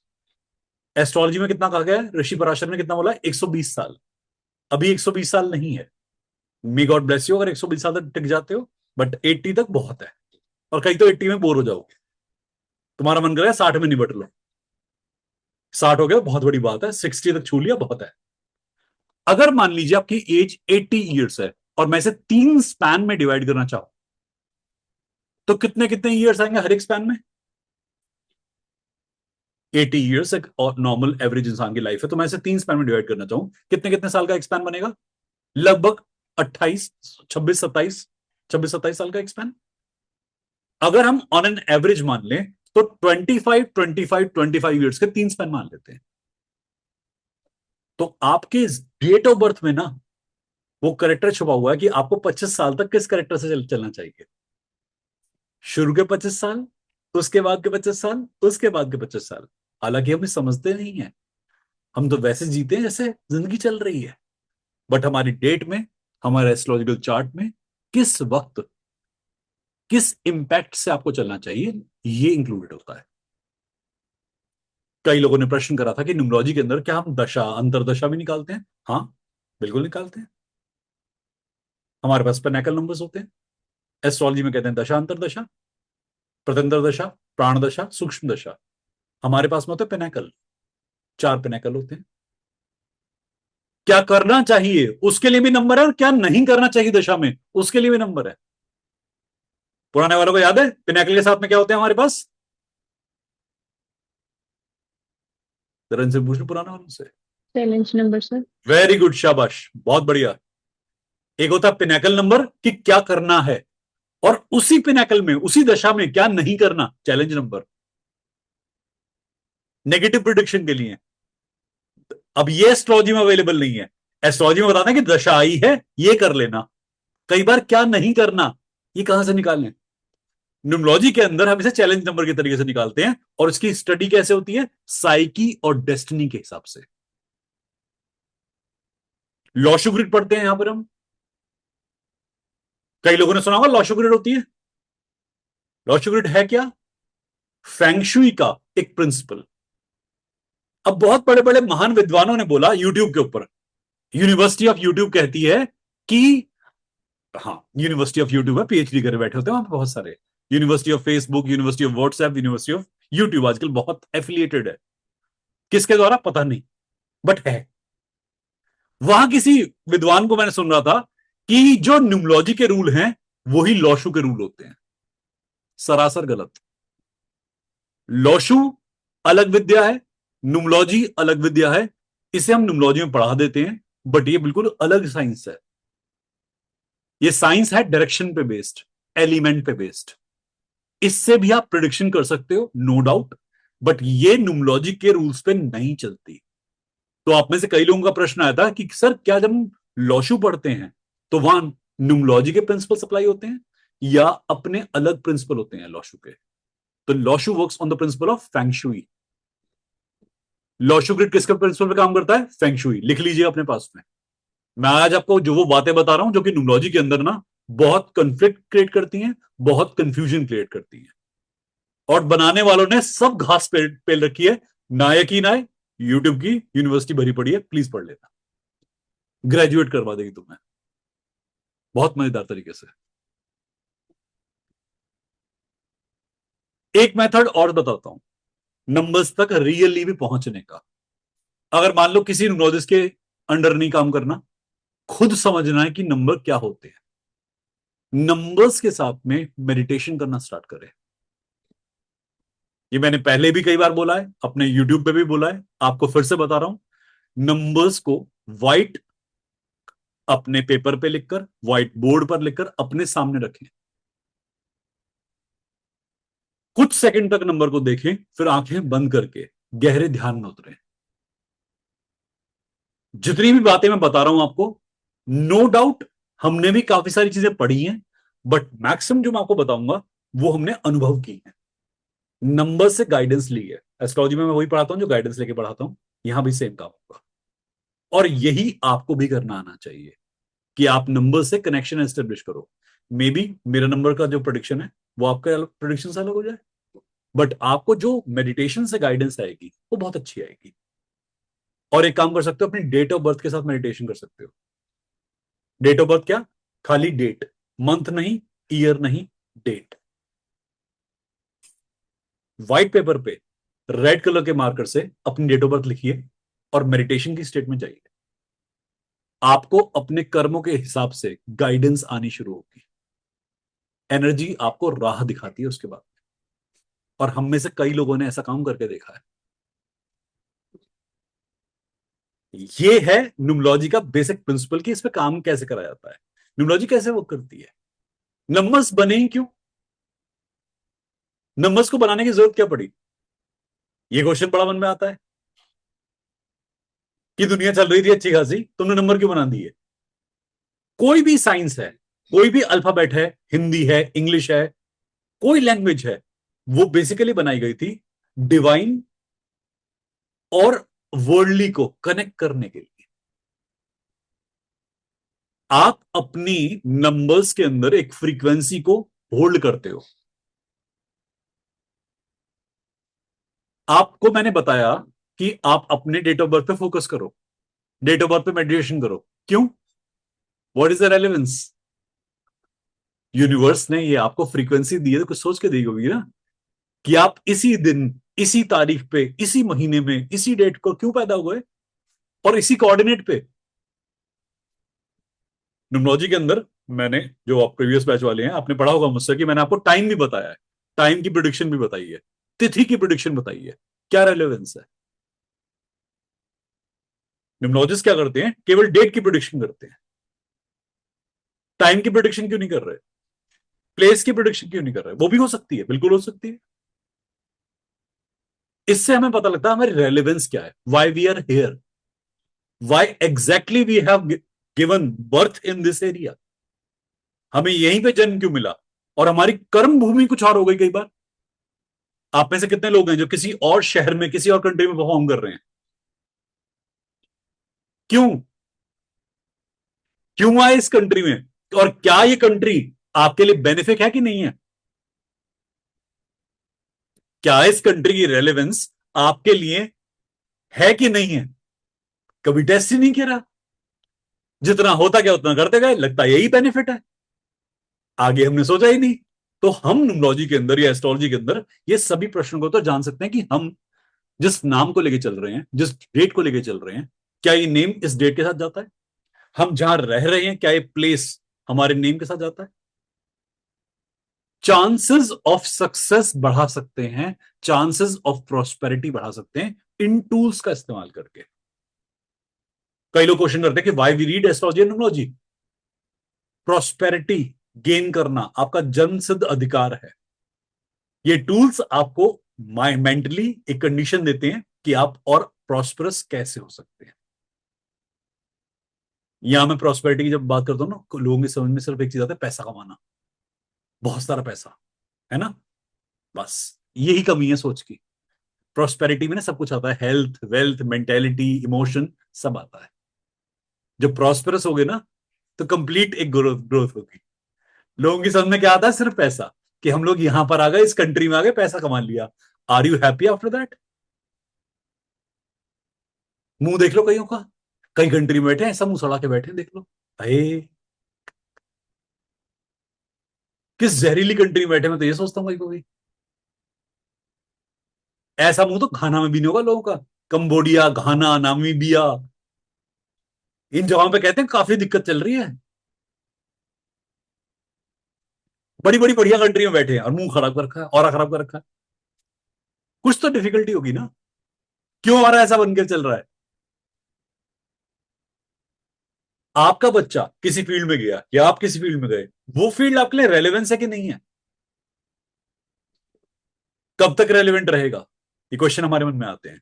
तो न्यूमरोलॉजी के अंदर हम इन सब चीजों का आंसर दे सकते हैं। फिर मैंने आपको बताया स्ट्रोक्स, नंबर का, अल्फाबेट का एक पर्टिकुलर स्ट्रोक होता है। अगर आप वो स्ट्रोक वैल्यू ठीक कर लो, आपके अंदर का इमोशन रिलीज हो जाएगा। जैसे मान लो आपको क्रोध बहुत आता है, आप में से किस किस को लगता है उसे क्रोध बहुत आता है, गुस्सा आता है बहुत जोर से? मैक्सिमम लोगों को आता ही होगा। ठीक है, वन लिखते टाइम ना, वन लिखते टाइम, आई लिखते टाइम, थोड़ा सा वन को ऊपर से झुका दो, ट्राई करना। आई लिखते टाइम आई को थोड़ा झुका दो, बेंड कर दो, कर्व दे दो उसे। और जिनके अंदर एनर्जी लेसनेस होती है वो आई और वन को एकदम सीधा लिखने का प्रयास करें, मेंटल क्लियरिटी आ जाएगी। ये छोटा सा एक टिप बता रहा हूं। हर नंबर के अंदर यूनिवर्स की एक फ्रीक्वेंसी छुपी हुई है। बनाने वाले ने पूरा मंत्र नहीं बताया, उसने केवल एक अल्फाबेट बता दिया। जैसे मैं आपको एग्जांपल देता हूं, ओम। पूरी फिलॉसफी है जिंदगी की ओम के पीछे। ऋषि मुनियों को पूरे पूरा जन्म लग जाता है ओम को डिस्कवर करते करते, और हमारे लिए क्या है वो? एक अक्षर। अब उस ओम की अगर आप डिसाइफरिंग करना शुरू कर दें तो शायद समझ में ना आए, पर ओम को जब यूज करते हैं तो उसका रिजल्ट हमारे पास आता है। ऐसे ही होते हैं हमारे नंबर्स, कि आप अपने नंबर लेके पैदा हुए। मान लो किसी की डेट ऑफ बर्थ है 11/11/1991। भगवान कसम एंगर और एग्रेशन तो बहुत है, एंगर और एग्रेशन तो भरा पड़ा है। अब क्या करें, रेमेडी क्या है? वन को लिखते टाइम थोड़ा झुका दो। सिंपल सा एक तरीका सिखाता हूं, अभी देखना स्क्रीन पे आपको। वन लिखने का एक तरीका है ये, और वन लिखने का एक तरीका है ये। बस यही फर्क है कि आपने अपने आपको ग्राउंडेड कर दिया, थोड़ी ग्राउंडिंग दे दी, झुका दिया वन को। अब धीरे धीरे क्या होगा, आपका एग्रेशन शांत होना शुरू हो जाएगा। दिन में कई बार लोग कॉपी पे देखते हैं राम राम लिखते हैं, ग्राउंडिंग। कई लोग ओम लिखते हैं, ग्राउंडिंग। तरीके हैं। आप ये काम अपना डेट ऑफ बर्थ लिखते हुए कर सकते हो। आपको लगता है आप बिल्कुल क्लियर नहीं हो लाइफ के बारे में, क्लैरिटी नहीं है लाइफ में आपको, अल्फाबेट्स को साफ सुथरा रखना शुरू कर दो। एबीसीडी लिखनी है, वही बचपन वाला। आपको लगता है और क्लियर करना है, बहुत सुंदर कर्सिव राइटिंग के अंदर अपना नाम लिखना शुरू कर दो, बार बार बार बार। कर्सिव राइटिंग में अडेप्टेशन करके देखो, थोड़े दिनों के अंदर अपने अंदर के विचार देखना कैसे आने शुरू हो जाएंगे आपके। ज्यादा जटिल हो जाओ, ज्यादा कॉम्प्लेक्स हो जाओ, तो फिर अपने जो कर्सिव राइटिंग है उसे ब्रेक कर दो। लगे बहुत कॉम्प्लेक्स हो गए हैं, बहुत जटिल सोचते हैं, बहुत हार्ड सोच रहे हैं, बहुत ज्यादा ही उलझे हुए हैं, कर्सिव राइटिंग ब्रेक कर दो। फिर इंडिविजुअल अक्षर बना के देखो। आपके हाथ से लिखे हुए हर एक अक्षर का, हर एक न्यूमेरिकल का आपके सबकॉन्शियस पे इंपैक्ट होता है। हम क्यों किसी अक्षर को ऐसा ही बनाते हैं? क्योंकि हमारी साइकोलॉजी ऐसी है। अक्षर बदलोगे, साइकोलॉजी बदल जाएगी। नाम क्या, लिखने का इवन स्टाइल बदल दो, नाम बदलने की जरूरत नहीं है। कई बार जरूरत होगी, बताएंगे कैसे होती है, कब होती है, तब बदल लेना। तब ये कलेश नहीं करना पड़ेगा कि तुम्हारा नाम है सुजाता। मेरी एक स्टूडेंट ने सुजाता का क्या हाल करा, SWJATA, सुजाता।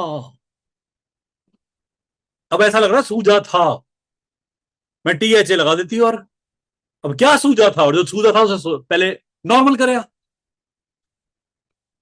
सुजाए बैठी है अपना कुछ ना कुछ। संचिता, मैं तेरी चिता तो तूने खुद लगा ली नाम में बेटा, तुझे सेटिंग कौन करेगा? बताया था ना उन्हें, जैन साहब ने, हमारे किसी ने नाम करा था JAIEN, JAIEN। मैंने कहा बेटा AEIOU में O और U रह गया है, वो भी लगा ले। 5 वॉवल्स होते हैं, 3 तूने यूज कर ली हैं, O और U को क्यों छोड़ रही है? जाओ वही नींद बंद कर दे नाम के इस तरह से। पूरे खानदान के नाम का खराब कर दिया उसने। पता नहीं क्या लिख के बैठे होते हैं। और इसे प्रोनाउंसिएट कौन करेगा? JAIEN को प्रोनाउंसिएट क्या करोगे मुझे बताना? अंग्रेज मर जाए ऐसी इंग्लिश पढ़ते पढ़ते। आपका नाम प्रोनाउंसिएशन में आना चाहिए। अब हिंदी में एक मिस्टेक बताता हूं न्यूमोलॉजिकली, जो बहुत बड़ी मिस्टेक है। नाम होता है वीरभद्र, नाम अच्छा है वीरभद्र, ठीक है। इसे लिखा है बीरभद्र। नाम है वीरेंद्र, लिखा है बीरेंद्र। भाई कोई बोलने में तुतलाहट आ सकती है, लिखने में तुतलाहट कैसी है? ये लिखते हुए लिस्ट कौन मार रहा है? मैंने एक का नाम लिखा कपिल। कपिल नाम होता है, स्पेलिंग क्या होती है? KAPIL। इस महाशय ने पता नहीं किसे रेमेडी कराई है, KAPHIL। मैं कफ की कोई गोली बेच रहा है तू? कफाइल पता नहीं क्या लिख के बैठा है वहां पे। अब इसे प्रोनाउंसिएट कपिल कैसे कर सकते हो? और तुम्हारा नाम बोलने में है कपिल, लिखने में है Kafeel. It creates duality in the conscious and subconscious.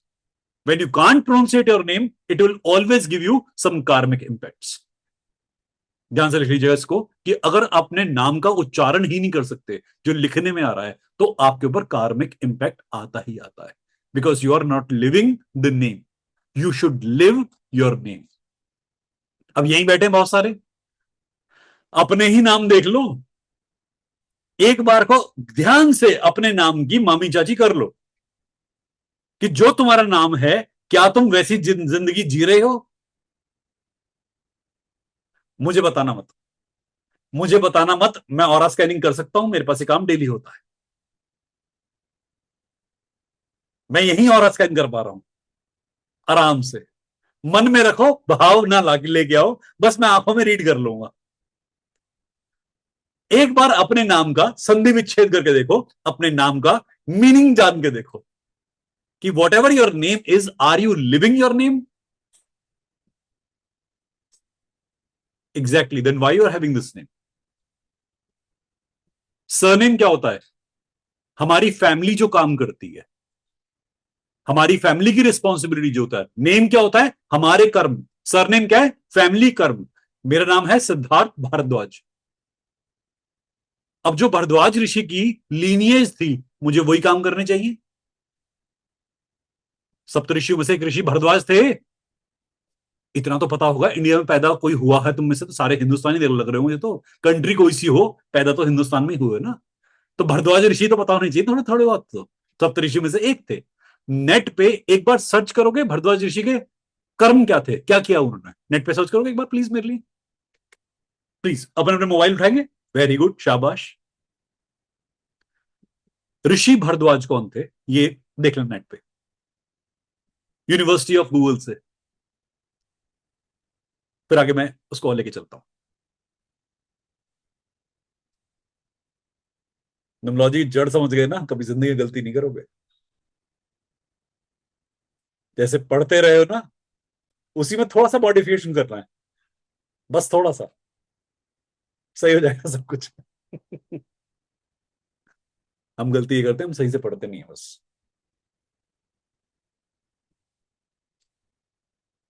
ऐसा कहते हैं इन्होंने व्याकरण में काम किया था, इन्होंने फिजिक्स पे काम किया था, और फिजिक्स के कुछ प्रिंसिपल्स पे काम किया था, एस्ट्रोलॉजी के काफी प्रिंसिपल पे काम किया था, फिजिक्स पे काम किया था, और ग्रामर में, साहित्य में, ग्रामर में काफी इनका योगदान था, ऐसे कहते हैं इनके बारे में।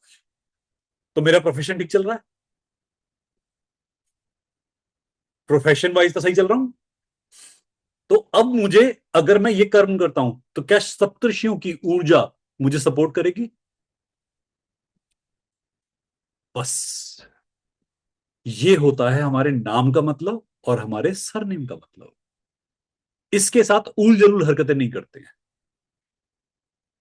ध्यान रखना बस। मैं यही बताना चाहता था आपको। आप किस फैमिली से आए हो? एक, मैं मुंबई में बात करते हैं, मुंबई के अंदर बहुत मस्त सरनेम है, पुणे के अंदर सरनेम बहुत मजेदार होते हैं। कहीं तो मैं ले नहीं पाऊंगा, कुछ मैं ले सकता हूं, वो मैं तुम्हें बताता हूं। टायर वाला, बाटली वाला, होता है।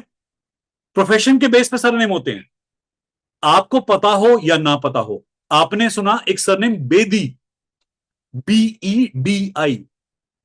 मेरे एक स्टूडेंट ने को मैंने सरनेम दिया बेदी, मैंने कहा इसको पढ़ के बता, कहता बेड़ी। एक बार कहता बेड़ी, मैं हराम खोर, बेदी है ये।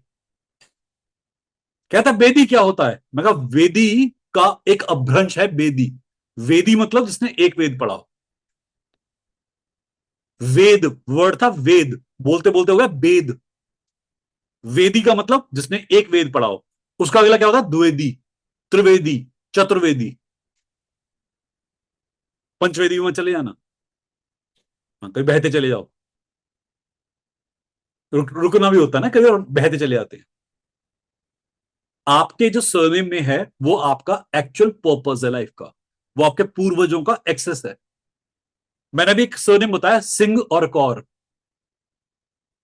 काम था ना, प्रोटेक्शन का काम था, ज्ञान देने का काम था। एक रैंक मिली थी, वो रैंक थी सिंह और कौर।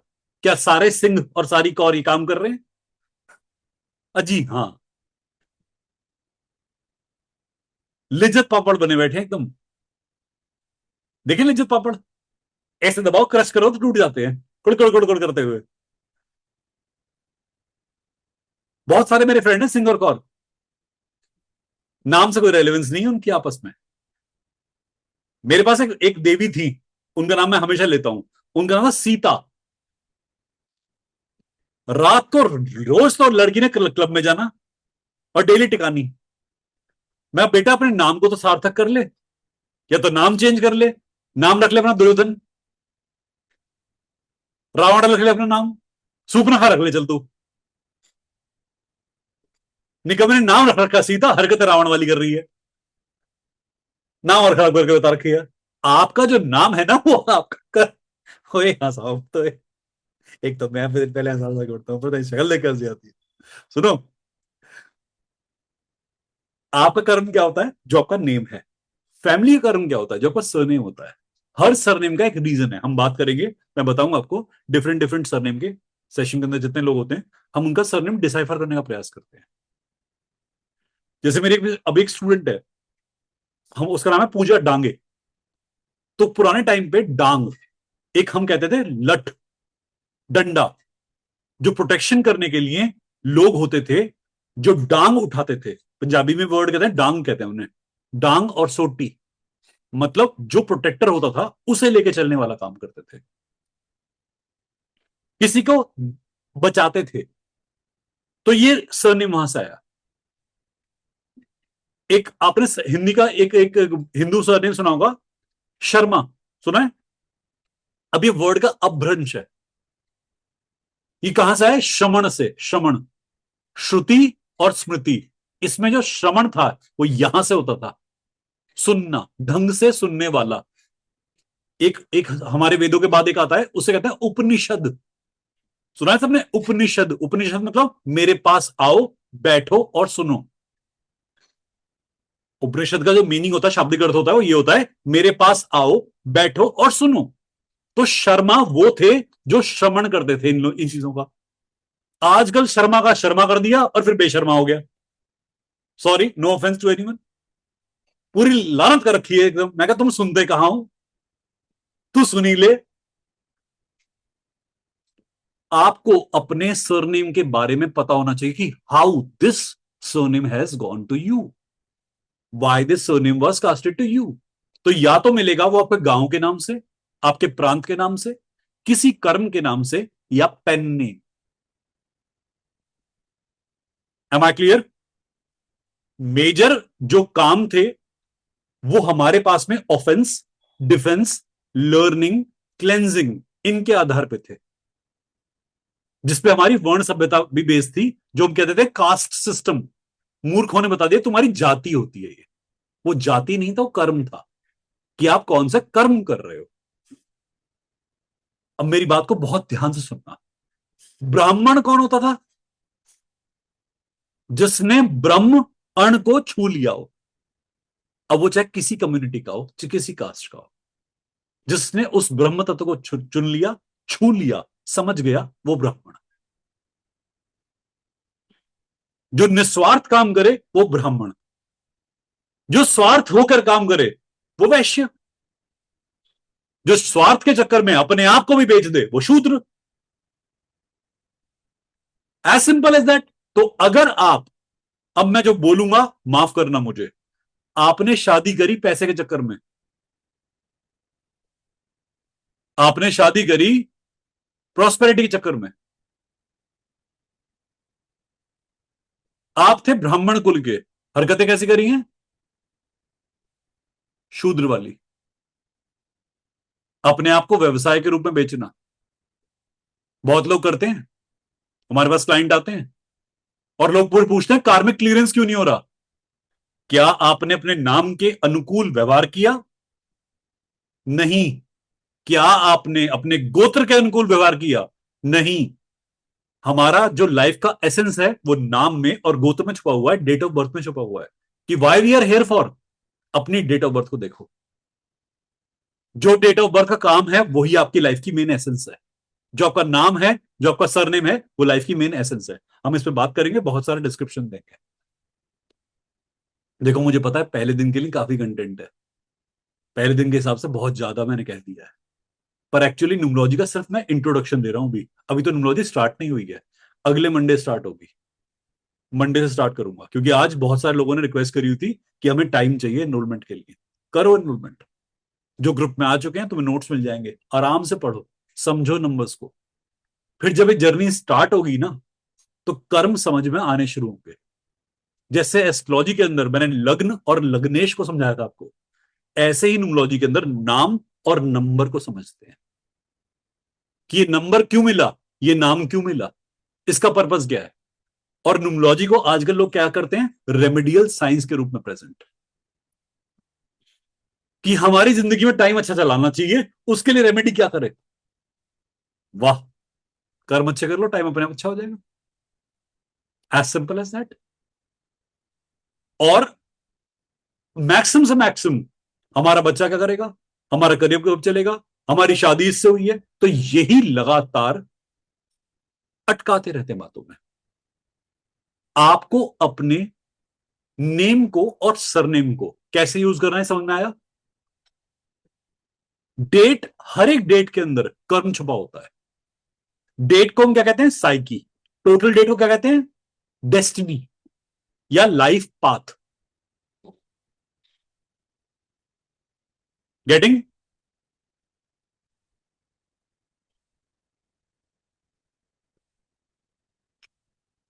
एक क्वेश्चन आया है हमारे पास में कि I am from Nepal, so in numerology which date can be I use because like in Nepal we use this. Astrology हो या न्यूमरोलॉजी, एक बात याद रखना, देश, काल, पात्र। देश, काल, पात्र। अब कहां पर हो, अब जो यूज करते हो, मैंने आपके, आप शायद वो सेशन में मिस हो गया, आपके स्टार्टिंग वाले सेशन में था कि मान लो आपकी दो डेट ऑफ बर्थ हैं, आप ज्यादा क्या यूज करते हो और अब क्या यूज करते हो, कहां रहते हो, क्या अप्लाई करते हो। जैसे मान लो हमारे पास में आता है एक विक्रमादित्य संवत। पढ़ा है किसी ने विक्रमादित्य कैलेंडर? पढ़ा है? शक कैलेंडर पढ़ा है? शक कैलेंडर विक्रमादित्य कैलेंडर होता है। क्या हम उसे आज यूज करते हैं? जिसको हम यूज करते हैं हमारी एनर्जी उससे इम्बाइब होती है। दो कैलेंडर को एक साथ यूज करोगे कंफ्यूजन में हमेशा रहोगे। आप किससे रेलेवेंस फील करते हो? जैसे मैं एक एग्जांपल लेता हूं, कई लोग अपना बर्थडे सेम डेट पे मनाते हैं, कई लोग सेम तिथि पे मनाते हैं। तिथि सेम होगी तो डेट सेम नहीं हो पाएगी, हर साल आपका डेट अलग अलग हो जाएगा। कई लोग कहते हैं कि हम तिथि से मनाएंगे डेट ऑफ बर्थ, ये उनकी चॉइस है। तो आपकी एनर्जी उसी चीज से अटैच होती है जो आपकी चॉइस में आता है। तो आप पहले सिलेक्ट कर लो कि what do you want to select. Nepali system तो ठीक है, नेपाली सिस्टम चलेगा। इंग्लिश सिस्टम तो फिर इंग्लिश चलेगा। किसी एक का चुनाव करना जरूरी है। अगर दोनों में एक साथ घुसे तो भेलपूरी ऐसी बनेगी कि ना तो इधर के रहोगे ना उधर के। ये फैक्ट बता रहा हूं आपको। एस्ट्रोलॉजी में एक होता है सयान सिस्टम, एक होता है निर्णायक सिस्टम। अगर दोनों को मिक्स कर दिया तो हलवा पूरी बन जाता है। अंग्रेज दशा में बिलीव नहीं करते कि दशा अंतरदशा कुछ होती है, हमारा पूरा अंतरदशा पे चलता है। तो आपको ना कोई एक सिस्टम सिलेक्ट करना पड़ता है कि this will be my system. अब मैं आपको यही एग्जांपल देता हूं ना। हमने बात करी पाइथागोरियन सिस्टम पे, पर मुझे पढ़ाना आता है आपके पास में जो बाकी सिस्टम का कंटेंट भी है, वैदिक कंटेंट भी है, वो भी पढ़ाना आता है। उसमें 9 नंबर कंसिडर नहीं करते। कीरो सिस्टम है उसमें नहीं करते। न्यूमरोलॉजी कई सिस्टम्स हैं पढ़ाने आते हैं, बट हम मुझे रेलेवेंस किससे मिली? मुझे मिली पाइथागोरियन सिस्टम से रेलेवेंस। तो आप पहले सिस्टम सेलेक्ट करते हो कि what system do you belong to. मेरी रेलेवेंस किससे है, फिर मैं उसे पढ़ाने में लाऊंगा या बातों में लाऊंगा। नहीं तो मेरे पास तो फिर तो ऐसे बहुत सा सिस्टम नॉलेज में। कभी भी इसलिए दो के पीछे मत आना, नहीं तो आधी मत इधर चले आते हैं। जैसे मैं आपको एस्ट्रोलॉजी बताता हूं, अभी मेरे स्टूडेंट के साथ में हाल हुआ। पराशर सिस्टम कहते हैं, पराशरी, जिससे कि हम पढ़ते हैं। केपी भी होता है, नाड़ी भी होता है, पराशरी भी होता है। अब तीनों में प्रिडिक्शन ले आया गला। बेचारे की वो हालत हुई है कि मतलब आधे सिद्धांत इधर के आधे सिद्धांत उधर के, ना इधर क्लैरिटी हो रही ना उधर क्लैरिटी हो रही। एक्चुअली में क्या होता है कि जो आप ज्योतिष से जानते हो वही आपको टैरो बताएगा, वही आपको न्यूमरोलॉजी बताएगी, और वही आपको एस्ट्रोलॉजी बताएगी। हर चीज जुड़ी हुई है आपस में। पर बात ये होती है कि इंसान ने प्रैक्टिस कितनी करी है। बेचारे ने प्रैक्टिस करी नहीं, ढंग से कंसेप्ट क्लियर हुए नहीं, सारी कंसेप्ट लेके आ गया। अब कंफ्यूजन इतना हुआ कि किस पे चले। तो select one system for yourself. Clear? So marriage के बाद में फीमेल का गोत्र चेंज सही में होता है। देखो, मैरिज के बाद में आपकी कॉर्ड कनेक्शन जिससे जुड़ गई, उसका इंपैक्ट आपके ऊपर आएगा। अगर मैरिज के बाद में आपको फिजिकल चीजें स्टडी करनी है तो आपका नेक्स्ट हाउस जो है, मतलब जो पति का घर है, वहां से आपके सारे सिस्टम जुड़ते हैं। बट आपको जब स्पिरिचुअल प्रैक्टिस करनी होती है तो बचपन से लेके अब तक जितनी भी आपके अंदर चेंजेस आए हैं वो मुझे सारे स्टडी करवाने होंगे आपको। आपका एक एक होता है, मम्मी पापा के पास में एक नाम होता है, शादी के बाद लेडीज का नाम वो चेंज हो जाता है। वो चेंज वाला नाम जो अब आप यूज कर रहे हो, ये आज का नाम है, आज के टाइम का नाम है। तो सारी कैलकुलेशन आज की इससे करेंगे। बट जब आपके आंसर स्पिरिचुअल होंगे तो हमें आपके शुरू से अंत तक सारे डेट ऑफ बर्थ चाहिए, सारे नेम चाहिए। हम हर किसी का एसेंस चेक करेंगे। Am I clear? अगर आंसर फिजिकल है तो नेम करंट, डेट करंट। अगर आंसर स्पिरिचुअल है और डीप है तो स्टार्टिंग से अंत तक सारी भविष्यवाणी करनी पड़ेगी। Am I clear on this? गहरे क्वेश्चन के आंसर के लिए सारी डिटेल चाहिए होती है। वर्ल्डली के लिए जो वर्ल्डली क्वेश्चन होते हैं, यूजुअली हमारे वर्ल्डली क्वेश्चन होते हैं, करियर मिलेगा, पति मिलेगा, पत्नी मिलेगी, एक्स्ट्रा मैरिटल अफेयर होगा, उसके साथ भागना है, वो भागना चाह रही है, मैं भागना चाह रहा हूं, मेरे 6 बच्चे हैं, 6 के 6 बावले हो गए हैं, सारे समझदार पैदा हो गए हैं, ये कर रहे होते हैं लोग। गिने चुने क्वेश्चन है ये, इनके आंसर करंट से आते हैं आपके, जो करंट इंफॉर्मेशन है जिसे आप यूज कर रहे हो। आप आज की तारीख में अगर कैलकुलेशन करोगे तो शादी के बाद का, अगर दोनों सेम है तो बहुत बढ़िया। अगर दोनों सेम है तो कार्मिक क्लियरेंस आसान हो गई, ज्यादा डिफिकल्टी नहीं है। अगर दोनों डिफरेंट हो गए तो अब दो कर्म होते हैं आपके। और मुसीबत किन की आती है, इसको अनजॉइन कर लिया, एक नाम गुरु ने भी दे दिया, गुरुद्वारा ज्वाइन कर लिया, एक नाम वहां से ले आए, भाई जी ने दे दिया एक नाम। तो जब जब भी आपका एक और नाम ऐड होगा, एक नया कर्म ऐड हो जाएगा। तो कई बार लोग पूछते हैं कि सर ऐसे तो हमारे कर्म बढ़ते ही जा रहे हैं। बिल्कुल, 100%। जितने नाम उतने कर्म, जितने सरनेम उतने कर्म। और कई बार देखा है आजकल लड़कियों को शादी के बाद तीन तीन सरनेम लिख रही होती है अपने नाम में। मेरे पास एक स्टूडेंट है मेरी, अभी क्या नाम लिखा है उसने अपना, राशि रानी कौर, नहीं राशि, राशि रानी शर्मा कौर। ये नाम क्या है, पहले तो मुझे ये समझा दो इसका नाम का मतलब कवि क्या कहना चाहता है। कवि ने पंक्तियां कहां से ले ली, सारी नाम लगा दिए उसने अपने, मतलब मैं मोहल्ले भर के ठूंस लाती। दो तीन नाम तेरे घर के, दो तीन नाम पड़ोस के उठा ले। जब कार्मिक तुझे लोड क्रिएट करना है, कुछ लोग अपने माता पिता का नाम ऐड कर लेते हैं। ये भी पढ़ाऊंगा आपको कि जब आप अपने पति का नाम अपने सरनेम की तरह यूज करोगी, या पिता का नाम सरनेम की तरह यूज करेंगे, गांव का नाम सरनेम की तरह यूज करेंगे, तो उसका इंपैक्ट क्या होता है। हमारे कई प्राइम मिनिस्टर है ना, पीवी नरसिम्हा राव, याद है, पामुलपति वेंकटपति नरसिम्हा राव। डॉक्टर अब्दुल कलाम का नाम तो याद होगा, एपीजे अब्दुल कलाम। जरा पढ़ के देखना क्या क्या बनता है। गांव का नाम, पिता का नाम, दादा का नाम कई बार ऐड करते हैं। तो जितने ज्यादा लेयर होते हैं, या तो उतने कार्मिक क्लियरेंस कीजिए। नाम में लेयर होनी बुरी बात नहीं है, पर कार्मिक क्लियरेंस करना होगा आपको। इसीलिए कई बार जो लोग मल्टीपल लेयर नेम रखते हैं, उनका ऑरा डार्क होना बहुत जल्दी शुरू हो जाता है, क्योंकि आपके कर्म अनक्लियर हो रहे हैं। और गलती से घर में पितृदोष हुआ तो हैवीनेस और बन जाएगी। Multi layer name, multi layer कर्म, मल्टी लेयर कर्म, karmic clearance should be done. A person without karmic clearance will feel obstruction and heaviness throughout the lifespan. Happiness नहीं होगी लाइफ में, बाकी सब कुछ ठीक है। मेरी जितनी बात मैंने बताई उतनी समझ में आई। ये बातें बहुत गहरी हैं, इनके ऊपर अभी बहुत सारी बातें करनी है मुझे, बहुत सारी। एक दिन के अंदर, एक क्षण के अंदर मैं सारी बातें नहीं समझा पाऊंगा।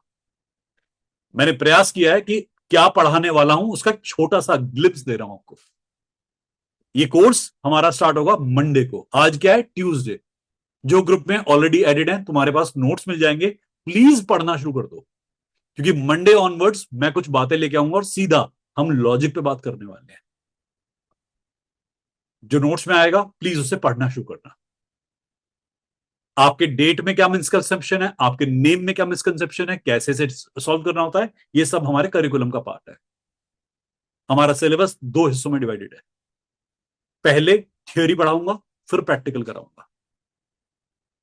पहले अवेयर करेंगे कि एक से लेके अगर आपके पास 100 तक के नंबर है तो मीनिंग क्या होता है आपका। डेट ऑफ बर्थ 31 तक होती है, वो तो हमारे काम में आती आती है। उसके बाद भी नंबर्स का मीनिंग क्या होता है जब वो रिपीट होते हैं। ये सारी कहानी चलेगी नंबर्स की अवेयरनेस प्लेनेट के साथ में, कि नंबर 1 कौन सा प्लेनेट है, नंबर 2 कौन सा प्लेनेट है, नंबर 3 कौन सा प्लेनेट है, ये भी काम करेंगे। तो आज ही खबरें यहीं रोक रहा हूं। शुरुआत कर रही कहानी की मंडे से हमने। जो लोग ऑलरेडी ग्रुप में हैं, आपको नोट्स मिल चुके हैं। प्रिया मैम अभी कुछ देर में शायद नोट्स प्लेस कर देंगे, या मिलने वाले होंगे, या मिल चुके होंगे, चेक कर लेंगे। और जो लोग नहीं हैं अभी, और मेरे से भी रिक्वेस्ट कर रहे हैं यहां पर भी कि एनरोल करना है, प्रिया मैम से कांटेक्ट कर लीजिए, प्रेरणा मैम से कांटेक्ट कर लीजिए, यामिनी जी से कांटेक्ट कर लीजिए, ये आपको बता देंगे। मंडे से स्टार्ट करूंगा, क्योंकि आप में से कई लोगों ने रिक्वेस्ट करी है कि मंडे ऑनवर्ड्स वो क्लास स्टार्ट करना चाहते हैं। कोई बात नहीं। एक बात और, एस्ट्रोलॉजी पढ़ो, पामिस्ट्री पढ़ो, न्यूमरोलॉजी पढ़ो, मेडिटेशन करना मत भूलना। मेरे यूट्यूब पे मैंने cord cutting, aura cleansing, self healing, ये काम सिखाए हुए हैं। मॉर्निंग मेडिटेशन के अंदर भी ये हम काम कर रहे होते हैं। कोई सी साइंस पढ़ो या मत पढ़ो, मुझसे पढ़ो किसी और से पढ़ो, बट ये काम मत छोड़ना। Morning meditation, adequate amount of water, deep breathing, ये सुबह सुबह होने चाहिए, तब ये साइंसेस ज्यादा अच्छा इफेक्ट करती है। ओके, बस आज की खबर यही समाप्त करते हैं। अभी बहुत सारी बातें कर रही है हमने कोर्स के अंदर, सिलेबस के अंदर। ये थी खबरें आज तक, इंतजार कीजिए मंडे तक। हर हर Mahadev. God bless you all, see you in the syllabus.